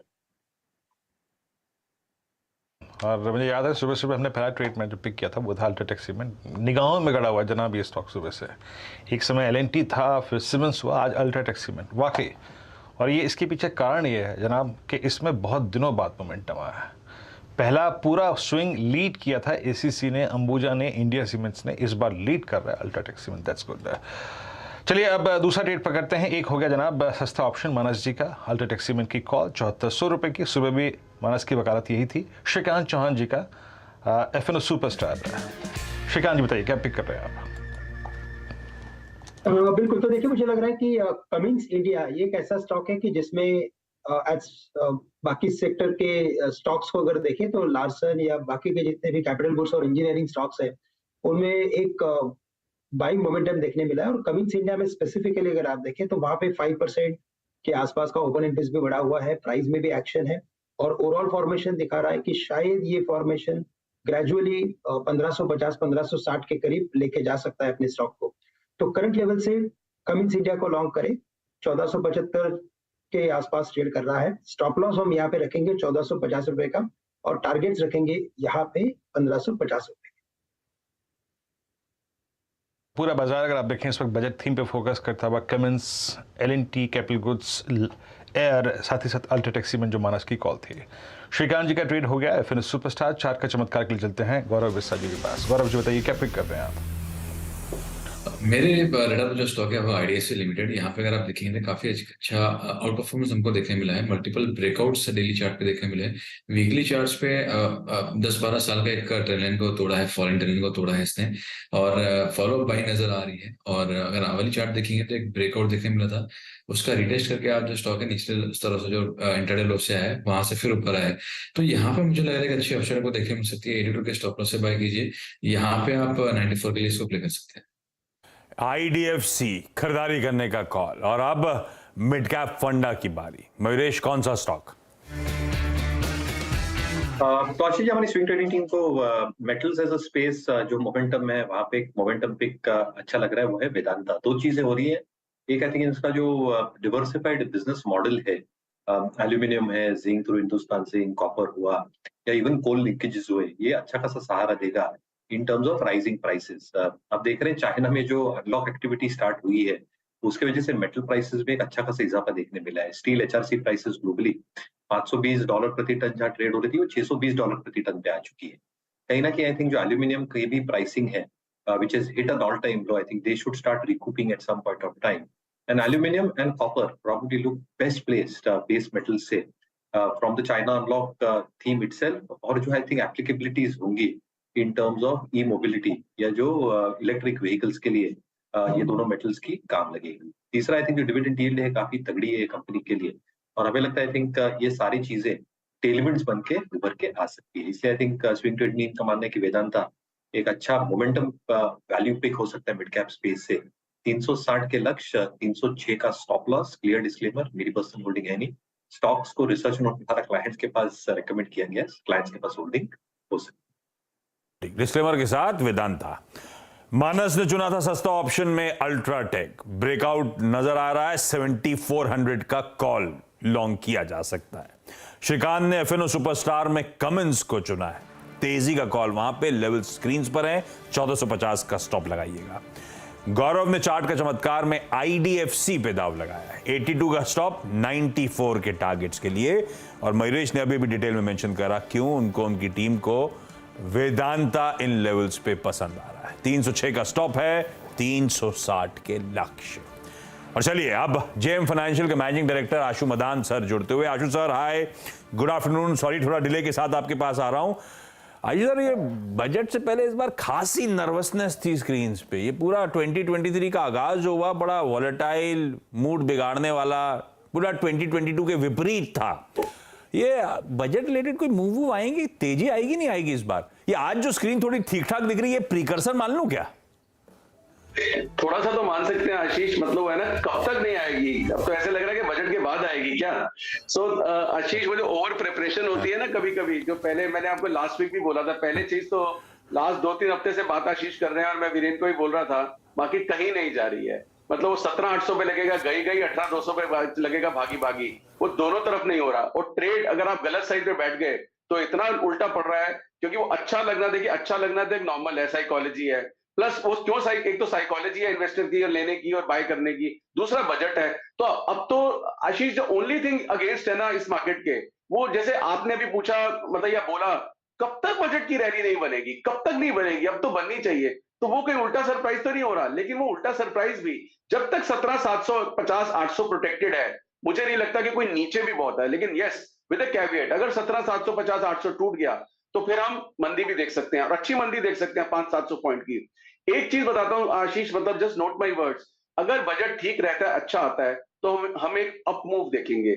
अगर कुछ नहीं आता या खराब आता है तो हम सेल ऑफ देखेंगे। So the risk reward is not favourable, the reward would be muted, the sell off could be severe. So I think one has to be very very careful with the trades. और सबसे बड़ी बात आशीष, कोई भी stock अगर मैं पिछले 15 दिन में भी देखूं, जो हम बात करें L&T के अलावा, या आज कुछ हद तक रिलायंस, किसने पार्टिसिपेट किया है? I don't think so there is any participation. तो हम जितने भी स्प्रेड्स बना रहे हैं, मतलब वो या तो बीच में खत्म हो जाते हैं या कुछ पैसे देके जाते हैं, मतलब कोई भी प्रॉब्लम ही नहीं है रेशियो स्प्रेड्स बनाने की ऐसी मार्केट के अंदर, क्योंकि unless either side is broken then only there will be some decisive move. वो भी ऐसे लगता है कि मतलब इतना लंबा जा रहा है, इतना लंबा जा रहा है कि कब तक जाएगा। So I think like anyone else I am also waiting कि कब तक ये इतनी शांति रहेगी। वो कहते हैं ना इतना सन्नाटा क्यों है भाई, मतलब कुछ तो तूफान आएगा किधर का। अब देखते हैं कि क्या होता है। सो बट मुझे लगता है कि ट्रेड अगर बनेगा, आशीष मैं तो बोलता हूँ ना इस वक्त धीरे धीरे जो स्टॉक्स में है ना, the interest is going down and down and down and nothing is happening. आप ये देखिए कि आप अगर बजट में रैली आनी है, ठीक है, आप थीम्स क्या लेके बैठे होंगे? आप लेके बैठे होंगे डिफेंस, फर्टिलाइजर, रेलवे स्टॉक्स, और पता चले वो आईटी और फार्मा के अंदर हो गया। तो मुझे लगता है कि अगर सरप्राइज आएगा, अगर पॉजिटिव मूड करनी है तो इंडेक्स के साथ बने रहना चाहिए। एंड इंडेक्स आपको धोखा नहीं देगा, एटलीस्ट राइट होके आप रॉन्ग नहीं होंगे कि आपके पास कुछ और चीज रह गई और मार्केट में रैली आ गई और वो आपका अंडर परफॉर्मेंस हो गया क्योंकि वो सेक्टर ओवरबॉट था। सो मुझे लगता है कि सेक्टर प्ले करने की बजाय बजट में आपको इंडेक्स प्ले करना चाहिए अगर पॉजिटिव भी करना है। सेक्टर रुझान पे ज्यादा फोकस मत करिए, इंडेक्स के थ्रू बजट को प्ले करना एक बेहतर रणनीति। अरे खराब आ गया बजट, मतलब आशु सर आजकल ना कि ना सरकार ने कुछ कहा ना कुछ कहा, किसी ने कुछ बोला नहीं, लेकिन फिर से वो बाजार में वो एलटीसीजी कैपिटल गेन्स में कोई छेड़छाड़। अच्छा बजट मतलब अगर एफएम साहिबा इसकी बात ही ना छेड़े तो बाजार के लिए अच्छा हो जाएगा। ये नैरेटिव ऑलरेडी क्रिएटेड है, कुछ नहीं बोला तो मैं अच्छा मान लूंगा, ऐसा होगा क्या? या फिर ओवर पॉपुलिज्म का डोज आ गया तो बुरा हो जाएगा बजट? और कोई रीजन हो सकता है क्या? आई थिंक सारे आंसर तो आशीष आपने कर दिए, लेकिन इसमें मैं एक चीज और ऐड करता हूं आशीष, मोस्ट इंपॉर्टेंट, कि budget is an accounting exercise of the government of India. हम जो स्टॉक मार्केट के साथ एसोसिएटेड लोग हैं ना, वो सोचते हैं कि वो मतलब ऐसी एक्सरसाइज है कि मैं माल लूंगा मेरा माल ऊपर बिक जाएगा तो बजट मेरे लिए आता है। तो आई थिंक हम जो ओवर ऑप्टिमिज्म और सारा अपना एसोसिएशन लगा लेते हैं ना कि मेरे लिए बजट आ रहा है, स्टॉक मार्केट के लोगों के लिए समथिंग, मतलब वो रिफ्लेक्शन आता है उस पर। तो आई थिंक ये जो एक्सपेक्टेशन है ये गलत है। इसी का कभी कभी हम लगते हैं कि मतलब सेल ऑफ आ गया कि नहीं जी बजट खराब आ गया। बजट में खराब क्या होता है? Budget they're sharing the accounting exercise, उसमें थोड़ा बहुत टिंकरिंग इधर उधर, कुछ स्टैंडर्ड चीजें हैं। तो मुझे लगता नहीं है कि बोथ साइड कोई बजट में बहुत जाएगा। लेकिन एक चीज अच्छी है आशीष, अगर ये इतना फैटीग है, इतनी बोरिंग मार्केट होती जा रही है तो हम बजट में बहुत लाइट जाएंगे। So I think that is a good sign for going into February कि अगर हम लाइट जाएंगे तो अगर खराब जिसको हम मार्केट अगर खराब मानती भी है तो सेलअप बहुत ज्यादा नहीं होगा और अपमूव भी अच्छा हो सकता है। So let's see, I think but I have a cautious optimism कि सिर्फ इसलिए क्योंकि बजट की होप पे कि अभी कब तक दिसंबर की रैली नहीं आई, सेंटा क्लॉज वाली नहीं आई, लोहड़ी वाली नहीं आई, उसके बाद नए साल वाली नहीं आई, बजट वाली नहीं आई, कब तक नहीं आएगी? तो आई थिंक अगर आप लॉ ऑफ एवरेजेस की बात कर रहे हैं यार, कब तक कितना विराट कोहली का कितना लीन पैच चलेगा, अगले मैच में तो 100 बनाएगा ही बनाएगा। आई थिंक वो कोरिलेशन यहाँ नहीं करना चाहिए। मुझे भी बातचीत में आप देखिए, आपने कहा कि इंडेक्स धोखा नहीं देगा, तो इंडेक्स पे कर क्या रहे हैं आप? आई मीन इस वीकली कॉन्ट्रैक्ट में नहीं, मतलब जनवरी के मंथली कॉन्ट्रैक्ट या फिर फरवरी के कुछ ऑप्शंस को लेके कुछ स्प्रेड क्रिएट किए हो आपने, तो जरा उसको डिस्कस कीजिए। और वाकई एक स्टॉक बड़ा कॉन्फिडेंस दिखा रहा है और इनफैक्ट एक कैपिटल गुड स्पेस, और उसको लीड किया है एल&टी ने। इंडस्ट्रीज प्लस एल&टी, क्या ऑप्शन स्प्रेड क्रिएट किए हैं आप लोगों ने? देखिए वीरेंद्र, एल&टी में तो हमारी क्लियर कट बाय है और काफी टाइम से चल रही है, तो मैं ऐसा कोई क्रेडिट नहीं लूंगा कि हमने बोला। एल&टी काफी लोगों ने कवर किया है और कुछ महीने पहले तक काफी अंडर परफॉर्मेंस थी, बट ये है कि ये स्टॉक इतना अंडर परफॉर्म नहीं कर सकता, it has to outperform, और वो आज देख रहे हैं कि आउट परफॉर्मेंस वो चल रही है। अगले जो एक्सपायरी का जो बजट की स्ट्रैटेजी है वीरेंद्र अभी नहीं बनाई है, मतलब I am working on it, और हम नेक्स्ट वीक में ट्यूसडे को आपसे शेयर करूंगा, and we will still have 1 week to go for the budget next Tuesday. आज के लिए वीरेंद्र हमेशा हर दिन ही ऑलमोस्ट, मतलब हफ्ते में 2-3 स्प्रेड तो हम अपने क्लाइंट से शेयर ही करते हैं। सो अगर आप मुझे बोले as is where is basis पे, तो मैं बोलूंगा कि अभी आप शायद 18,000 कॉल पे नजर रखने की बात कर रहे थे। तो अब नजर रखना क्या होता है कि मतलब एक पर्टिकुलर लेवल के ऊपर जाएगा तो लेना है, या यहाँ से वापस क्या करना है। सो मेरा ट्रेड अगर होगा, अगर उसमें नजर रखनी है तो वीरेंद्र 18,000 की एक कॉल लेनी चाहिए, 18,150 की 2 कॉल बेचनी चाहिए। इसमें आपकी कॉस्ट लगेगी कोई 36-37 रुपए, तो 1836-37 के ऊपर मेरा प्रॉफिट अच्छा स्टार्ट हो जाएगा। और सेफ कहां तक हूं? 18,300 तक, और टाइमिंग क्या है? परसों तक। तो अगर 36-37 रुपए लगा के मुझे ये ट्राई करना है या वॉच करना है या देखना है 18,000 कॉल को, या एक पंट लेनी है कि नहीं यहाँ से 100-150 पॉइंट की रिकवरी आ जाएगी, तो मैं ये सजेस्ट करूंगा कि 18,000 की एक कॉल लेनी चाहिए, 18,150 की 2 कॉल बेचनी चाहिए। इसकी कॉस्ट आएगी 36-37 रुपए। डाउन साइड कुछ भी हो जाए, 17,000 भी आ जाए, आपका 36-37 रुपए से ऊपर का लॉस नहीं हो सकता। ऊपर आप कहां तक सेफ है आफ्टर पेइंग दिस कॉस्ट? 18,300 तक। तो ये बहुत अच्छी रेंज है। और ये रेंज क्यों है कि बार बार वो 18,100-150 के पास जाता है, वहां से फिर सेल ऑफ आता है, और ये एक बार नहीं, 2 बार नहीं, 3 बार नहीं, 4 बार नहीं, रोज ऑलमोस्ट हफ्ते में 3 बार हो रहा है, आज भी हुआ। तो मुझे लगता है अगर वापस वो अटेम्प्ट करेगा या वहां जाने की कोशिश करता है, तो इसका पीक प्रॉफिट एरिया है 18,150 के अराउंड, तो मुझे लगता है इसमें जैकपॉट भी लग सकता है। तो अगर ट्रेड करना है, एक जो कैलकुलेटिव मूव होती है, तो I would suggest this trade. चलिए आशु जी, आपके मुंह में घी शक्कर, बात करते करते वो कॉल हो गई 18,000 की, 79.80 की, करीब करीब 94 रुपए निफ्टी एट डे हाई। चलिए आशु जी का आने का अगर आप देखें कुछ तो फायदा हुआ। कोई समय काल, कोई घड़ी, कोई अगर आप देखें दिन में ऐसा पहर होता है जब निफ्टी अगर आप देखें पुरजोर तेजी पकड़ता है। Day high it's 18,034। आज लग रहा था आशीष, आई मीन एक स्ट्रॉन्ग डिफरेंशियल मेंटेन कर रहा था निफ्टी 100 डेमा से। खैर आशु जी, अभी LNT पे बात हो गई, आपकी इंडिसेस पे बातचीत हो गई। एक बैंक आई थिंक हर दौर में अगर आप देखें, कभी इंडसइंड बैंक ने लीड ली, कभी अगर आप देखें एक्सिस बैंक ने लीड ली, कभी SBI ICICI ने।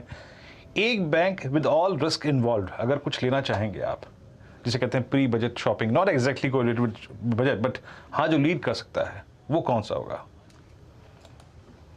वीरेन, मुझे अभी भी बैंक में कोई कन्विक्शन नहीं आ रही है। मतलब after this run up, PSU bank जितने मर्जी अच्छे लगे, I will have a cautious view कि जब तक एक करेक्शन नहीं आती मैं नहीं लूंगा। क्योंकि PSU बैंक्स में क्या हुआ है कि मतलब जो सारा रनअप था वो इतने सालों की कैचिंग अप थी वीरेन, कोई बहुत ज्यादा फंडामेंटल चेंजेस नहीं आ गए हैं। मतलब यही है कि पुरानी प्रॉब्लम्स धीरे धीरे खत्म हो रही है, नई प्रॉब्लम्स नहीं आती हैं, प्लस मार्केट बढ़ गई, प्लस प्राइवेट बैंक्स बढ़ गए, तो इस बैंकिंग स्पेस में कब तक नीचे रहेगा? तो मुझे लगता है कि PSU बैंक्स भी वही, अब can bank, bank of Baroda, state bank, कहीं ना कहीं इनमें एक फटीक है। इन स्पाइट ऑफ के अच्छे लग रहे हैं, मैं नहीं लूंगा। दूसरी चीज, जो प्राइवेट बैंक्स की बात करें, उनमें भी थकान दिख रही है। तो वीरेन मतलब अगर बहुत आप कहेंगे भी ना, तो मुझे एक्चुअली क्या होता है कि ये नहीं होता कभी कभी कि कुछ ना कुछ बोलना है या आपने क्वेश्चन पूछा तो मुझे एक बैंक चूज करके देना ही देना है। जब तक एक करेक्शन नहीं आएगी, करेक्शन हो सकता है 10% की हो, ज्यादा नहीं हो, मुझे नहीं लगता कि बैंक्स में लेना चाहिए, क्योंकि प्राइवेट बैंक्स अंडर परफॉर्म कर रहे हैं और PSU बैंक्स की आउट परफॉर्मेंस में कहीं अब एक ऐसा जोन या फेज आ गया है कि यहां से लेन करके अगर मैं लूंगा वीरेन, मुझे जब तक 10-20-25% ऊपर की कोई चीज लगे तब मैं 5-7% उसमें ले सकता हूं ना। अगर मैं बोलूं 3% या 5% ऊपर बढ़ सकता है, मैं तो पूरा नहीं ले सकता हूं एज ए ट्रेडर भी या एज ए इन्वेस्टर भी। हम 2% 3% के ट्रेड में निकल जाएंगे या उतना स्टॉप लॉस होगा। So I think that is not a prudent trade available in any of the bank for me. Okay, चलिए आशु जी, बिल्कुल सही बात है। आई मीन जब चीज़ अगर आप देखें नहीं है तो नहीं है, कोई दिक्कत की बात नहीं। लेकिन आशु जी से अगले मंगलवार को इसी वक्त एग्जैक्टली वो क्या ऑप्शन लेकर, क्या इंडिसेस पे अप्रोच लेके जा रहे हैं, बात करेंगे अगले मंगलवार फिर 245 पे। तब तक सर शुक्रिया इस कार्यक्रम में जुड़ने के लिए, बहुत बहुत शुक्रिया। अब वो 81 की कॉल जो है वो स्क्रीन पे करीब करीब आशीष 102 पे रोटेट करते हुए 102 हो गई, 103 हो गई। तो जिस लॉजिक के साथ मैंने वो निफ्टी की वो कॉल ली थी, अगर 20-22 रुपये का प्रॉफिट हो रहा है तो बुक कर लीजिए, क्या बुराई है। बट मैं होता ना तो रखता, जिस आधार पे ये कॉल ली थी वो था a strong differential from 100-day exponential moving average. पिछली 5 कैंडल्स का जुड़ाव था उसके साथ, आज नहीं है। तो अगर रिस्क ले सकते हैं तो कैरी करिए, अन्यथा प्रॉफिट्स को बुक करिए, कैश में कन्वर्ट करिए।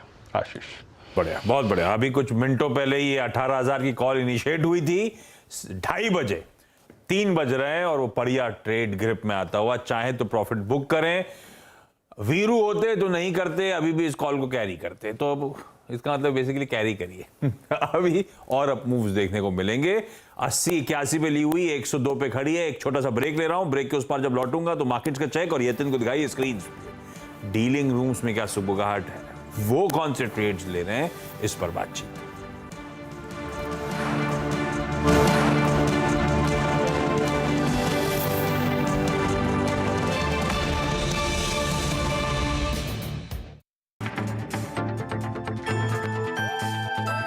हालांकि नोटबंदी के बाद ये माना जा रहा था कैश में लेन देन कम हो जाएगा, डिजिटल ट्रांजैक्शन ज़्यादा बढ़ेगा, लेकिन जिस तरीके से अर्थव्यवस्था की रफ्तार बढ़ती गई, कैश में लेन देन भी बढ़ता गया और 6 साल में करीब दोगुना हो गया है और जो 32 लाख करोड़ रुपए के आसपास पहुंच चुका है कैश सर्कुलेशन। तो कैश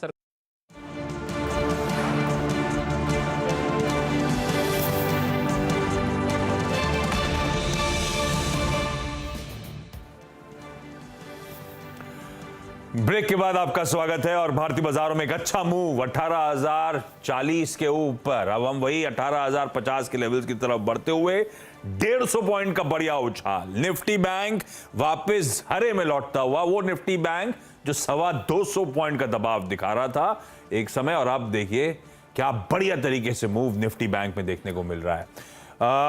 जरा एक बार फाइनेंशियल सर्विसेज इंडेक्स भी स्क्रीन पर रखिएगा।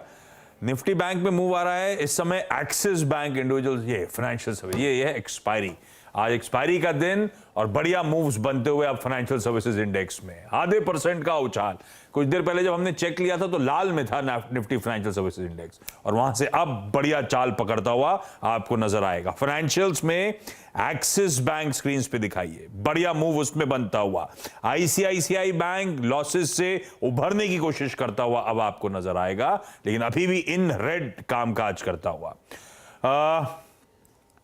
मेटल्स में मूव आ रहे हैं, हिंडाल्को वगैरह अच्छा मूव दिखा रहे हैं, जेएसडब्ल्यू स्टील में अच्छा मूव बनता हुआ नजर आएगा। खैर इंडिविजुअल स्टॉक्स पे बाद में जा रहा हूं। 18,050 के लेवल्स पर अब निफ्टी आके खड़ा हुआ है। ये लेवल्स थे जहां से बार बार अटक रहे थे, देखते हैं उन लेवल्स को वापस टेस्ट करने तो चले गए। मंडे का हाई मेरे ख्याल से 18,050 से तो वीरू घूमे थे, 18,050 के लेवल्स वापस रीगेन करने की कोशिश करते हुए। चलिए डीलिंग रूम में क्या चल रहा है अब यतिन से पहले जान लिया जाए। बढ़िया मूव्स बन रहे हैं, कुछ कह रहे हैं क्या बजट रिलेटेड रैली शुरू हो गई ऐसा मान लूं क्या? वो कल आज वो शनि अपना घर भी चेंज करने वाला है बाय द वे। ये तो मतलब हॉरोस्कोप से लेके ऑप्शन वाले सब लोग अपना जोड़ परेशान है हम लोग बिठा रहे हैं। लेकिन आशीष बहुत फ्रैंकली डीलिंग रूम्स की अगर हम बात करें तो बहुत ही बोरिंग सा माहौल है, वॉल्यूम्स कम है। आप ये जरूर कह सकते हैं प्री बजट रैली का आगाज हो गया है। टीवी पे बहुत अच्छा लगता है, लेकिन ऐसा कोई डीलर्स के यहाँ कोई एक्टिविटी नहीं। इनफैक्ट जो short term capital gain, long term capital gain में बदलाव की बातें चल रही हैं बाजार में, शायद उसी वजह से थोड़ा नर्वसनेस आपको दिख रही है बजट के पहले। और शायद अगर बजट में कुछ टैक्स में मेजर बदलाव ना आए तो शायद मार्केट रिलीव फील करेगा। लेकिन हाल फिलहाल 2-3 स्टॉक्स जो आज डीलिंग रूम्स के रडार पे हैं, उनमें सबसे पहले आईसीआईसीआई प्रू। रिजल्ट्स आने वाले हैं पोस्ट मार्केट आवर्स, जनरली वो रिजल्ट्स डिक्लेयर करते हैं। उसके पहले ओपन इंटरेस्ट में 7% का इजाफा। तो ये टॉप 10 एफएनओ स्टॉक्स में से है जहां ओपन इंटरेस्ट सबसे ज्यादा आज बढ़ता हुआ दिखाई पड़ा है। और डीलर्स जो है यहाँ बीटीएसटी की ट्रेड ले रहे हैं क्योंकि उनको लगता है कि रिजल्ट्स के पहले जो मोमेंटम है स्टॉक में वो कंटिन्यूड रहना चाहिए। 500 से लेकर 505 तक के टारगेट्स के लिए वो यहाँ खरीदारी कर रहे हैं।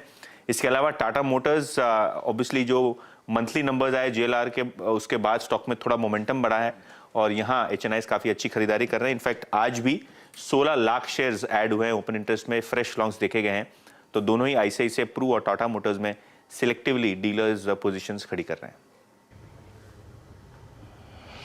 आईसीआईसीआई प्रू और टाटा मोटर्स लेके आइए। बहुत बहुत शुक्रिया आपका। टाटा मोटर्स में आप देखिए बाइंग हो रही है और आपकी स्क्रीन पे मैं टाटा मोटर्स का चार्ट लेके आता हूँ। आई थिंक एक मोमेंटम बना था, I mean post I think जो सेल्स फिगर्स आई थिंक उसके बाद फिर लॉस्ट हो गया था, लेकिन आज करीब 415 पे। एक बात तो है आप कह सकते हैं, मतलब between I think last week and today 11 January, 12 January, 13, 14 और ये इनफैक्ट अगर आप देखें 17 की कैंडल, एक अटेम्प्ट ले रहा है Tata Motors to bisect its 200-day exponential moving average. Although वो बहुत भारी जोन है, याद रखिएगा। मानस आपकी टिप्पणी क्या होगी? क्या इस बार वो पोटेंशियल आपको लग रहा है जिसमें ये 420 जोन बाइसेक्ट कर जाए? देखिए थोड़ा मुश्किल है कहना। ये जरूर है कि अभी तक स्टॉक में वीकनेस नहीं दिख रही है, हाई लेवल पे कोई मीनिंगफुल प्रॉफिट बुकिंग देखने को नहीं मिल रही है, तो वो पॉजिटिव है। 50-day मूविंग एवरेज के ऊपर ट्रेड कर रहा है, लेकिन अभी भी इंतजार करेंगे। 420 रुपए का लेवल ब्रेक होगा, 200-day मूविंग एवरेज ब्रीच होंगे, तभी यहाँ पर खरीदारी करेंगे। गावस्कर का टीसीएस मूव कर रहा है 33-66 ऐसा था ना, 3366, हाँ 76, 86, 80 के आसपास टीसीएस आता हुआ। अब दिन के हाईस पे इस समय कामकाज। एचडीएफसी लिमिटेड जो कुछ देर पहले रुचित ने मेंशन भी करा था, और आज एचडीएफसी प्रिंस गजब करे हुए हैं। एचडीएफसी लिमिटेड अब ऑलमोस्ट 2% की तरफ बढ़ रहा है, अच्छे टिक्स हैं। HDFC बैंक खैर सुबह से ही और 1.5% इस समय मजबूती के साथ। हाईलाइट एक और है हैवी वेट, रिलायंस इंडस्ट्रीज देखिए आपकी स्क्रीन पे 1.5% के उछाल के साथ वहां पे इस समय कामकाज होता हुआ। गाबा सर, रिलायंस इंडस्ट्रीज दिन के हाईस पर बढ़िया मूव्स दिखा रहा है, कोई दमखम कोई ट्रेड? ये देखता हूँ यूपीएल गोल्डी। गाबा सर कहां थे? हाँ जी बोलिए ना। किसी को कॉल दे रहे थे आप, फोन आया था क्या कोई? नहीं बोलिए ना। रिलायंस इंडस्ट्रीज सर दिन के हाईस पे खड़ा है। अच्छा लग रहा है मुझे, बिल्कुल अच्छा लग रहा है। मुझे लगता है अब मिलना चाहिए रिलायंस इंडस्ट्रीज पर। ट्रेड करे 248481 2460 पर स्टॉप लगाना चाहिए। कल तक मुझे 2500 पार करता दिखाई देगा। मुझे लगता है कि आज सुबह हमने बात की थी रिलायंस इंडस्ट्री, मुझे लगा था कि एक वक्त दीजिए 2600 भी जाएगा, लेकिन उसके बाद 2550 टारगेट रहेगा, फिर 2600। लेकिन यस, रिलायंस इंडस्ट्री अच्छा लगता है। स्टैंडर्ड डिस्क्लेमर स्क्रीन पर आ गया इस समय, क्योंकि बहुत बढ़िया मूव दिखा रहा है, इसीलिए बातचीत करी। गाबा सर को पसंद भी आ रहा है, लेकिन कोई ट्रेड लेना हो तो एक इंडिपेंडेंट फाइनेंशियल कंसल्टेंट से बात करिएगा। चैनल का स्वामित्व तो प्रबंधन रिलायंस इंडस्ट्रीज के पास है। रिलायंस इंडस्ट्रीज चार्ट खुला हुआ था क्या? आपने सुना नहीं था, फिर जैसे ही मैंने बोला आपने बोला अच्छा लग रहा है। खुला हुआ रखा था क्या ऑलरेडी स्क्रीन पे? कौन गड़बड़ है गाबा सर के कनेक्शन में आज? अच्छा चलिए, अब मैं कल के इंपॉर्टेंट नंबर्स एक तो निफ्टी की कंपनी, इस हफ्ते मंडे ट्यूसडे कोई निफ्टी के रिजल्ट्स नहीं थे। कल एक आएगा, उसके बाद सीजन एकदम से पिकअप करना शुरू कर देगा। कल आना है इंडसइंड बैंक का नंबर, उसके अलावा 2 वायदा की कंपनीज हैं, ओरेकल फाइनेंशियल्स और परसिस्टेंट। OFSS तो खैर अपनी जगह बहुत एक्टिवली ट्रैक नहीं होता, उसका चार्म अलग ही है डिविडेंड डोल आउट का। इंडसइंड और परसिस्टेंट क्या एक्सपेक्टेड? इंडसइंड के नंबर सबसे क्रूशियल है कि HDFC बैंक ने जो टोन सेट की है उसके बाद ये नंबर्स आएंगे उस टोन के बीच में, लेकिन फेडरल के नंबर अच्छे थे। हाँ, फेडरल के नंबर बहुत अच्छे हैं, तो इंडसइंड बैंक के नंबर्स मान रहा है बाजार की बहुत अच्छी साइड पर आते हुए दिखाई पड़ सकते हैं। और इन 9 क्वार्टर के हाई के ऊपर इनके जो स्लिपेजेस हैं, स्लिपेज 9 क्वार्टर के लो के आसपास आते हुए दिखाई पड़ेंगे। और रफली 1904 करोड़ रुपए मुनाफा, 53% YOY बेसिस पे बढ़त। NII फ्रंट पे 17% का इजाफा, 4433 करोड़ रुपए इस तिमाही के अंदर NII आता हुआ दिखाई पड़ सकता है। 2-3 चीजें जो बहुत ही क्रूशियल रहेंगी जिनके ऊपर आपको नजर रखनी है, उसमें प्रोविजनिंग करीब 1654 करोड़ रुपए, जो कि 1100 करोड़ से बढ़ के Q-on-Q बेसिस पर ये प्रोविजनिंग का आंकड़ा आता हुआ दिखाई पड़ेगा।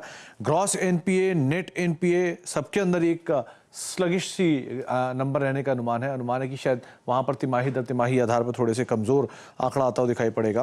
लेकिन कासिया रेशियो करीब 42%, 42.2% के सामने नंबर YOY बेसिस पर, और 42.4% सीक्वेंशियल बेसिस के सामने नंबर आएगा। रफली उसी लाइन में उसी तर्ज की तरफ आता हुआ दिखाई पड़ेगा। डिपॉजिट ग्रोथ करीब 14-14.5% YOY बेसिस पर, सीक्वेंशियल बेसिस पे 3% की ग्रोथ यहाँ पर देखने को मिलेगी। और ओवरऑल NIMs जो है वो 4 बेसिस पॉइंट के आसपास ये फिलिप कैपिटल मान रहा है कि शायद ग्रोथ देखने को मिल सकते हैं। तो बेटर साइड पर नंबर आप इंडसइंड बैंक के एटलीस्ट एक्सपेक्ट करके चल सकते हैं। इसके अलावा जो दूसरा नंबर है वो है परसिस्टेंट सिस्टम का। परसिस्टेंट में सीक्वेंशियल बेसिस पर डॉलर रेवेन्यू करीब 26.3 करोड़ डॉलर के आसपास आने का अनुमान है, $263 मिलियन।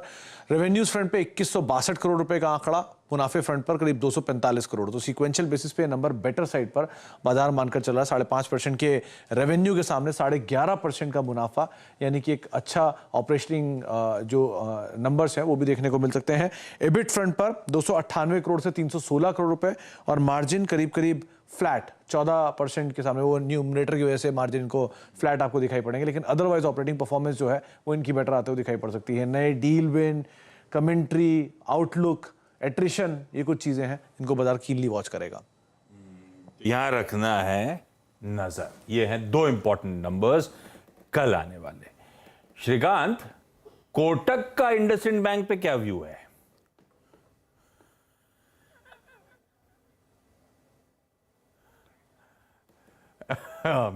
म्यूट है आप श्रीकांत, अनम्यूट करना पड़ेगा। यस नहीं तो आशीष जी, फंडामेंटली तो हम इंडसइंड बैंक के ऊपर बुलिश है, और हमें लगता है कि ये स्टॉक 1400 से लेकर 1500 के लेवल्स दिखा सकता है। इनफैक्ट काफी अच्छी इंप्रूवमेंट हुई है ओवरऑल बैलेंस शीट में, और हमें लगता है कि एक डार्क हॉर्स हो सकता है। नो डाउट कि अभी स्ट्रीट का कुछ कॉन्फिडेंस काफी कम है प्राइवेट बैंक्स के ऊपर, तो ये स्टॉक वैसे लगाड़ है, लेकिन टेक्निकली अगर देखा जाए तो मुझे लगता है कि 1270, 1275 ये एक ऐसा जोन है जहां पे सेलिंग प्रेशर बार बार इस स्टॉक के लिए कंसिस्टेंटली आ रहा है। एक बार अगर इस लेवल के ऊपर ये चला जाता है तो फिर ये स्टॉक 1400 के लिए निकल सकता है। और बेस्ड ऑन फॉर्मेशन मुझे लगता है कि बिल्कुल आने वाले कुछ दिनों में ये स्टॉक 1270 के लेवल्स को क्रॉस करते हुए 1400 के लेवल्स दिखा सकते हैं। तो कीप बाइंग, थोड़ा सा टाइम लगेगा, it's a positional buy, but certainly bullish view के साथ इसमें काम करना चाहिए। ये आशीष ने आउटलुक ठीक उसी तरीके से मांग लिया जैसे एक पड़ोसी से दूसरे पड़ोसी के बारे में पूछ लिया हो, है ना? ठीक है, ऐसा था एग्जैक्टली। क्यों आशीष? इंडसइंड बैंक, लेकिन अगर आप देखें बिल्कुल सही, मैं चार्ट्स खोल के देख रहा था, एग्जैक्टली सही टिप्पणी करी श्रीकांत जी ने। मीनवाइल एक बार निफ्टी को लेके आइए। आपके स्क्रीन पर एक चीज़ है यहाँ पर कि निफ्टी का आज इंट्राडे हाई रहा 18,062। दैट मीन्स हमने 20 डेमा को तोड़ा था 15 दिसंबर को। 15 दिसंबर को हमने 20 डेमा तोड़ा था। उसके बाद it was 6th attempt to touch और क्रॉस 20 डेमा। ये अटेम्प्ट था, लेकिन अगर आप देखें फिर भी ये क्लोज उसके ऊपर नहीं आ रहा है। बट स्टिल अगर आप कैंडल टू कैंडल कंपैरिजन करें लास्ट 5 अटेम्प्ट से ये अटेम्प्ट ज़्यादा अच्छा लग रहा है, डिसाइसिव लग रहा है। इसमें आईटी का कंट्रीब्यूशन है, इसमें बैंक्स का कंट्रीब्यूशन है, इसमें कैपिटल गुड्स का कंट्रीब्यूशन है। आशीष, तो आज का टेक्निकल सेटअप निफ्टी का थोड़ा अच्छा लग रहा है। आशीष, इतनी बात मैं ऐड करना चाह रहा था। जहां तक निफ्टी बैंक का सवाल है, आशीष जानते हैं मैंने 2 बजे कॉल क्यों नहीं ली थी। मैं इस बार निफ्टी बैंक पे अब कॉल लूंगा या तो करीब 41,700 पे, या फिर इस बार अब डिसाइसिवली आप 50 डेमा पार होने दीजिए। 50 डेमा आता है करीब 42,310 320 के जोन में। वो पार हो जाएगा ना, तब हमारे पास कन्विक्शन के साथ लॉन्ग ट्रेड पिक करने की, जैसे कि हमने निफ्टी में कन्विक्शन के साथ किया, तब सर्कमस्टेंसेस बनेंगे। आशीष, चलिए मैं अब आज के BTST STBT आइडियाज पे जाऊं, उससे पहले ऑनलाइन गेमिंग पर जल्द ही नए कानून बनने वाले हैं। इस पर हमने केंद्रीय मंत्री राजीव चंद्रशेखर साहब से बातचीत करी थी, उसका एक छोटा सा अंश सुनिए। सर, ऑनलाइन गेमिंग पर आपने कंसल्टेशन किया इंडस्ट्री के साथ, पहले टीचर्स और पेरेंट्स के साथ, बच्चों के साथ भी किया था। किस तरह की व्यू पॉइंट निकल कर के आ रहे हैं? देखिए, बाय एंड लार्ज यही है कि वो वेलकम कर रहे हैं कि एक फ्रेमवर्क अभी तैयार हो रहा है ताकि ऑनलाइन गेमिंग में जो स्टार्टअप्स हैं और ऑनलाइन गेमिंग में जो इनोवेशंस हैं उनको एक तरह से एक मोमेंटम मिले और एक स्पष्ट रूप से गार्ड रेल्स बने कि कैसे ऑनलाइन गेम्स परमिटेड नहीं है। और उसके बारे में हमने बड़ा स्पष्ट रूप से रूल्स में कह दिया है कि जो भी ऑनलाइन गेमिंग बेटिंग अलाउ करता है उसे हम परमिट नहीं करेंगे, वो इंडियन हो या फॉरेन हो। बाकी पूरे के पूरे इकोसिस्टम ऑफ ऑनलाइन गेमिंग और इनोवेशन को हम बड़ी अच्छी तरह से प्रोत्साहन देंगे, एंकरेज करेंगे। ओके, तो ये जो मिनिस्टर साहब से बातचीत ऑनलाइन गेमिंग को लेकर अपडेट जो वहाँ से आ रहा है, राजीव चंद्रशेखर साहब मंत्री बातचीत करते हुए। नज़ारा डेल्टा कॉर्प जैसे स्टॉक्स रखिए रेडार पे। खैर, डेल्टा कॉर्प के तो आज नंबर्स आने, अब बहुत समय बढ़ रहा है, मुझे क्विकली एक्सपर्ट्स के BTST STBT आइडियाज़ लेने की शुरुआत करनी है। शुरुआत कर रहा हूँ रुचित आपके साथ। रुचित, क्या कैरी करना चाहेंगे आप? जी, मैंने पहले HDFC लिमिटेड पे कॉल दिया था और मैं उसी ग्रुप में BTST भी दूंगा हुआ HDFC लाइफ इंश्योरेंस। प्राइमरली अगर डेली चार्ट स्ट्रक्चर देखे तो काफी अच्छे है। रिसेंटली हमने स्टॉक में ब्रेकआउट देखा था अच्छे वॉल्यूम्स के साथ। पिछला एक हफ्ता पूरा कंसोलिडेशन रहा है, जो टाइम वाइज करेक्शन हुआ है जिसमें इसके 20 DA में प्रोटेक्टेड है, वीक नहीं हुए, और हम यहाँ से एक्सपेक्ट करें कि अपट्रेंड का रिजम्पशन यहाँ से होना चाहिए। तो HDFC life insurance current levels पे 610 के आसपास ये BTST के लिए लेके जाए। 600 के नीचे स्टॉप लॉस रखे BTST पर्सपेक्टिव से, और 625 से 627 तक के टारगेट्स हो सकते हैं। रेडार पे कौन सा स्टॉक? आज सारे के सारे HDFC ग्रुप के स्टॉक्स बहुत बढ़िया मूव दिखा रहे हैं। आज सुबह अपडेट आया था उनके मर्जर प्रोसेस में एक और अप्रूवल आता हुआ मॉरिशस रेगुलेटरी अथॉरिटीज से, तो वहां से कुछ कंपनी ट्रांसफर होनी थी, शेयर्स ट्रांसफर होने थे। ये अच्छी पॉजिटिव खबर और रिजल्ट्स के बाद का बढ़िया रिएक्शन पूरे HDFC ग्रुप पे आज समा बंधा हुआ है। श्रीकांत, रेडार पे आपके कौन सा स्टॉक? आशीष जी, मुझे लग रहा है कि यहाँ पे मारुति एक ऐसा स्टॉक है कि जो एक पिछले 10 या 12 दिनों से एक ही रेंज के अंदर ट्रेड कर रहा है। और कई बार मैंने देखा है कि बजट के पहले 2 व्हीलर्स या 4 व्हीलर्स जहाँ पे जो रूरल एरिया से कनेक्टेड रहते हैं वहां पे अच्छी किसी एक्टिविटी देखने मिलती है। तो मुझे लगता है मारुति को लॉन्ग करके चले, जो तकरीबन 8480 के करीब ट्रेड कर रहा है। टारगेट्स यहाँ पे रहेंगे 8600 के। और करंट लेवल्स पे अगर मुझे लॉन्ग करना है तो मैं स्टॉप लॉस रखूंगा अराउंड 8450 के करीब का। तो मारुति को लॉन्ग करके चले BTST के बेसिस। चलिए, मारुति आपकी स्क्रीन पे डे हाई पर आपका BTST trade and first time post 15th of December Nifty is trading about 20-day exponential moving average करीब 18,064 पे, और 20 डे में है आपका करीब 18,062 पे। फर्स्ट टाइम हुआ। लेट्स सी अगर आप देखें क्लोज कहाँ पे आता है। मानस, आपका कन्विक्शन कॉल और हल्की सी टिप्पणी 20 डे के इस बिहेवियर पे, आपका टेक निफ्टी के। तो देखिए, पहले स्टॉक की बात कर लेते हैं। पॉलीप्लेक्स पे खरीदारी करने की राय है। पॉलीकैब की मैं बात कर रहा हूँ, माफ करिएगा। पॉलीकैब के अगर आप पैटर्न देखेंगे तो कंसोलिडेशन के बाद हमें ब्रेकआउट देखने को मिला है। इसका फ्यूचर 27-25 के आसपास ट्रेड कर रहा है, वहां पर खरीदारी करेंगे। 2694 के आपके स्टॉप लॉसेस रहेंगे, लेकिन ऊपर की तरफ 2785 तक के टारगेट्स आप पॉलीकैब के फ्यूचर में रख सकते हैं।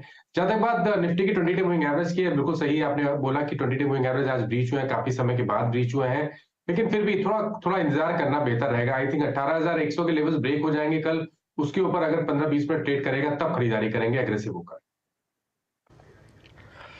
ओके, आपका अगर आप देखें कॉल भी हो गया यहाँ पर, निफ्टी पे भी स्टॉक स्पेसिफिक कॉल भी हो गया। प्रकाश सर, आपके कैरी करेंगे? I think I go with Maruti. Maruti मुझे पसंद है इस वक्त, बिल्कुल जो सेटअप अच्छा है। ट्रेड कर रहा है 8489, स्टॉप होगा 8450 मारुति पर, target 8550 Maruti.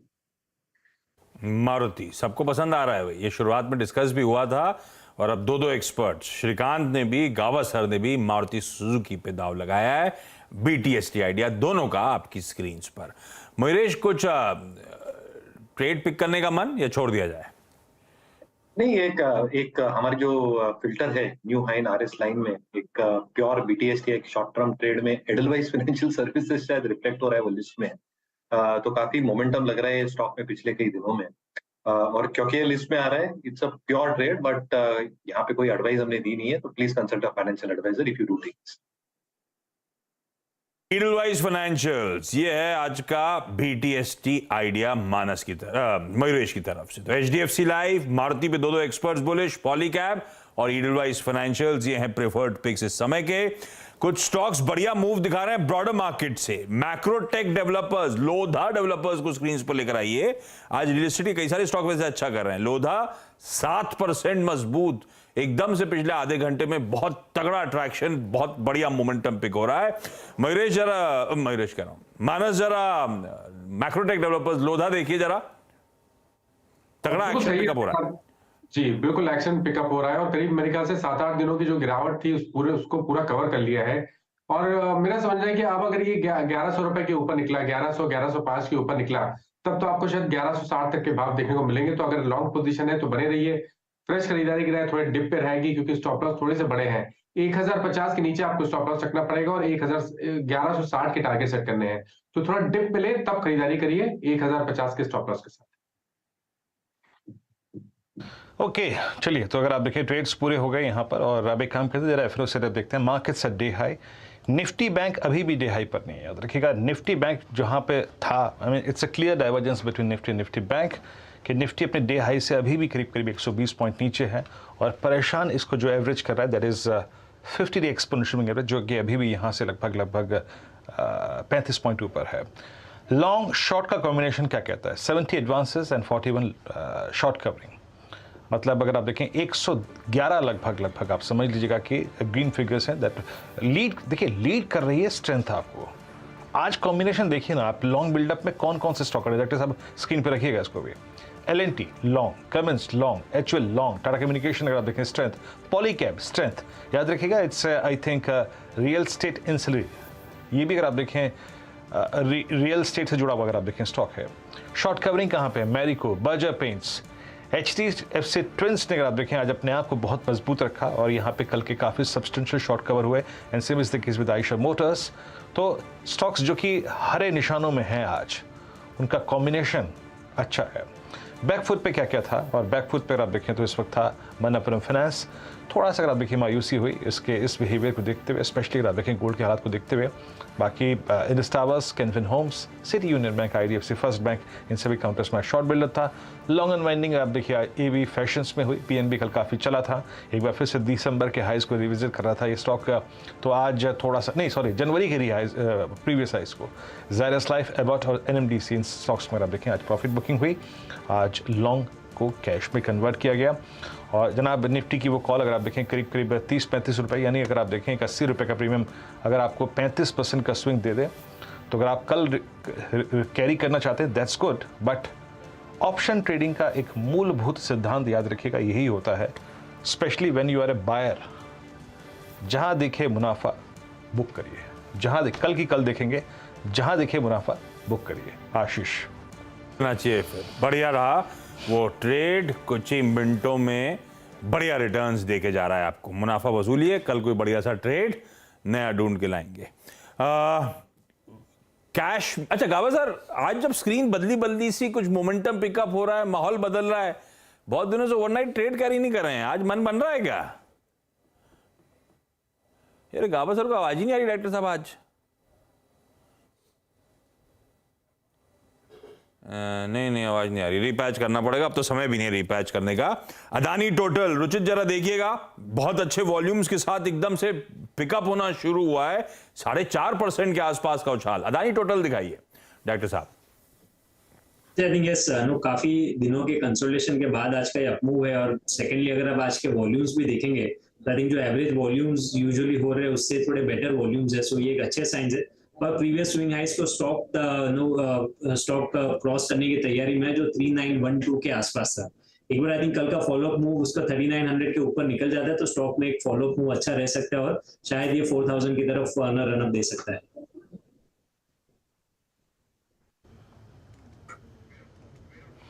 Adani total gas आपकी स्क्रीन पे 3893 और डे हाई पर आके ट्रेड करता हुआ।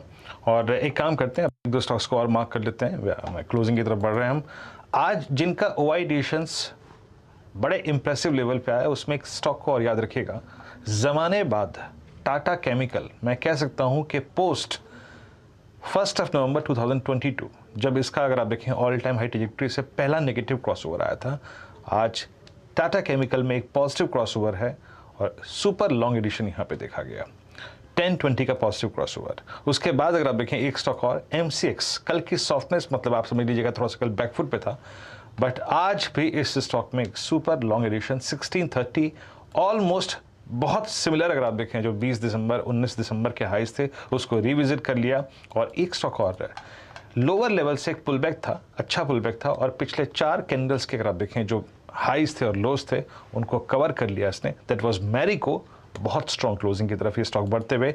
और जहां तक HUL का सवाल है, याद रखिएगा आज अपनी लगभग 5 दिन की अगर आप देखें जो स्लोपिंग डाउनवर्ड ट्रैजेक्टरी थी उसको बाइसेक्ट करके बहुत स्ट्रॉन्ग क्लोज की तरफ ये बढ़ता हुआ। स्टॉक्स की समरी अच्छी थी बट कुछ कैरी नहीं करेंगे कल के लिए, याद रखिएगा कल मॉर्निंग में फिर ट्रेड पकड़ेंगे इंडेक्स का कोई ना कोई। आशीष ओवर टू यू, चलते हैं आशीष पर, अब आशीष के पास बॉल पर। आशीष, अच्छा इस बीच पता है वीरू, IMF चीफ के स्टेटमेंट्स आ रहे थे, CNBC नेटवर्क से उनकी बातचीत हुई थी, वो कह रहे थे इस साल 2023 में ग्रोथ बॉटम आउट हो जाएगी और अगले साल से बाउंस बैक की आप तगड़ी शुरुआत देखेंगे वापस।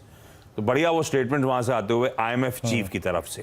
खैर हम क्लोजिंग की तरफ बढ़ रहे हैं, मंगलवार का सेशन था, मैं क्विकली फ्यूचर्स दिखा देता हूं क्या डाइजेस्ट करके जा रहे हैं। डाउ 60 पॉइंट नीचे, S&P 1/4% और नैस्डैक 0.5% के दबाव के साथ वो फ्यूचर्स ट्रेड कर रहे हैं। देखते हैं एक्सटेंडेड वीकेंड के बाद आज एक्चुअल यूएस में सेशन कैसा पैन आउट होता है। वहां पे आज भी कुछ इंपॉर्टेंट रिजल्ट्स लाइंड अप हैं और हम कल सुबह बैंक ऑफ जापान की उस पॉलिसी मीट के आउटकम पे रिएक्ट कर रहे होंगे, जहां डर है कि बैंक ऑफ जापान थोड़ा सा शायद हॉकिश स्टैंस सामने रख दे। पिछली पॉलिसी में ऐसा कर चुका है पर वो खुद नहीं मानते कि हम हॉकिश हो रहे हैं। पर बढ़िया रहा मंगलवार का दिन, मंगलवार का सेशन आपकी स्क्रीन पर 1% निफ्टी उछाल के साथ 18,050 18,060 के जोन्स के आसपास सेटल होता हुआ, लेकिन हाँ एडजस्टेड क्लोज शायद थोड़ा नीचे आता हुआ नजर आया, लेकिन 160 अंकों की मजबूती के साथ हम कामकाज करते हुए बहुत बढ़िया। शुरुआती 8-9 पॉइंट नीचे वाला निफ्टी फाइनली दिन के हाइस पे बंद हो रहा है। निफ्टी बैंक बढ़िया रहा, 225 पॉइंट एक समय दबाव में, वो निफ्टी बैंक 225 पॉइंट नीचे वाला 100 पॉइंट मजबूती में आता हुआ नजर आएगा आपको। बहुत बढ़िया रिकवरी दिन के दौरान, 350 साढ़े 300 पॉइंट दिन के लो से रिकवर हुआ। और आईटी, जिसमें वो आईटी मेजर्स आज फिर अच्छा कामकाज करते हुए नजर आए, 3/4% से ज्यादा का उछाल आईटी में देखने को मिला।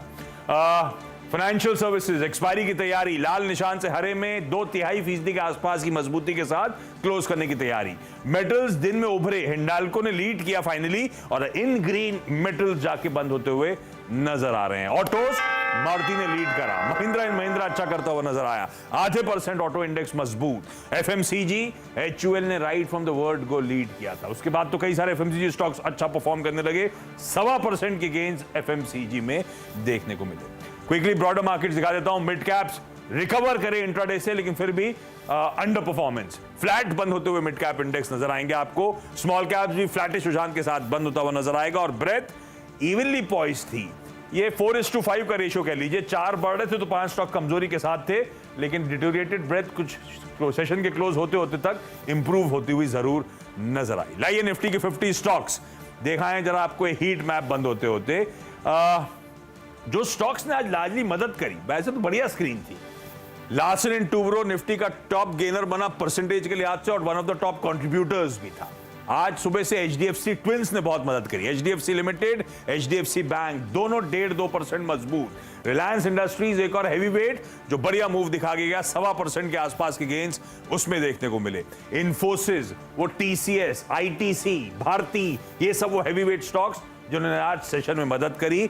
दबाव में आज जब हमने शो की शुरुआत करी थी 2 बजे, उस समय तो सारी financial pocket x of HDFC twin सब लाल में थे, यही बात कही थी। और उसके बाद काफी स्टॉक्स अब हरे में लौटे। एसबीआई लेकिन दिन भर परेशान था, फाइनली निफ्टी का टॉप लूजर, 1.5% का दबाव। बजाज फिनसर्व, इंडसइंड बैंक के कल नंबर्स हैं, उससे पहले कमजोरी के साथ कामकाज करता हुआ नजर आया। क्विकली इंडेक्सेस फिर से दिखाइए, 18,055 प्रोविजनल क्लोज, 160 अंकों का दबाव, पर सेशन बुरा नहीं रहा वीरू। एक काम करें, सीधा सौदा के आज के परफॉर्मेंसेस दिखा देते। मैंने कहा तो नहीं दिखाएंगे, लेकिन डॉक्टर साहब जिद कर रहे हैं। दिखाइए भाई, नीरज की, आशीष की पहले है। केशोराम खराब नंबर्स थे, सुबह मेंशन करा था, मार्जिन्स कॉन्ट्रैक्ट, लॉसेस बढ़ रहे थे, 8% अच्छे बाजार में दबाव। हाईटेक पाइप्स में दरअसल लार्ज ट्रेड हुआ था, उस लार्ज ट्रेड में एक म्यूचुअल फंड ने एंट्री करी थी, उसके चलते आज अच्छा सेशन रहा। संवर्धन मदरसन डील हुई, हरे में आया, इवेंचुअली सेटल हुआ 2% के दबाव के साथ। एंजल वन सीक्वेंशली, साल दर साल नंबर्स अच्छे थे, सीक्वेंशली भी ठीक ठीक दिख रहे थे, लेकिन इंटरनल जो हाईलाइट करते कमजोर थे एक्चुअली, और उसी का खामियाजा है स्टॉक में, 0.25% का दबाव। नीरज की टीम में तो हाईलाइट था स्पेंसर्स रिटेल, फाइनली 17% मजबूत। डेल्टा कॉर्प, जेएसडब्ल्यू इस्पात, एरिस लाइफ साइंसेज सुबह कहा था कमजोर रहेंगे स्टॉक्स, और सब अच्छे बाजार में लाल निशान के साथ बंद होते हुए नजर आए। लाइए इंडेक्स एक बार फिर से और दिखाइए वीरू को स्क्रीन पे। वीरू, बढ़िया रहा, मंगल रहा मंगलवार का सेशन। हाँ जी, मंगल रहा मंगलवार का सेशन। और आशीष, आज उस हायर एज पे 20 डे को इसने स्ट्राइक किया है। थोड़ा सा कंफर्मेशन अगर आप देखें बैंक निफ्टी से भी चाहिए आपको, मेरे ख्याल से शायद वो 1-2 सेशन में फिर आ जाए। कल एक्सपायरी -1 डे बड़ा क्रिटिकल रहेगा इस लिहाज से, तो उसी की तैयारी के लिए कल सुबह फिर आशीष उपस्थित होंगे 7 बजे मॉर्निंग कॉल लेके। मैं नीरज जी हर्ष फिर जुड़ेंगे, तब तक के लिए नमस्कार। हर्ष कल जोड़ी है क्या? हाँ जुड़ेंगे, पक्का जुड़ेंगे। हाँ, तो हम सब मिलेंगे आपको सुबह 7 पक्का। चलिए, घंटा में आज के इतना ही, नमस्कार।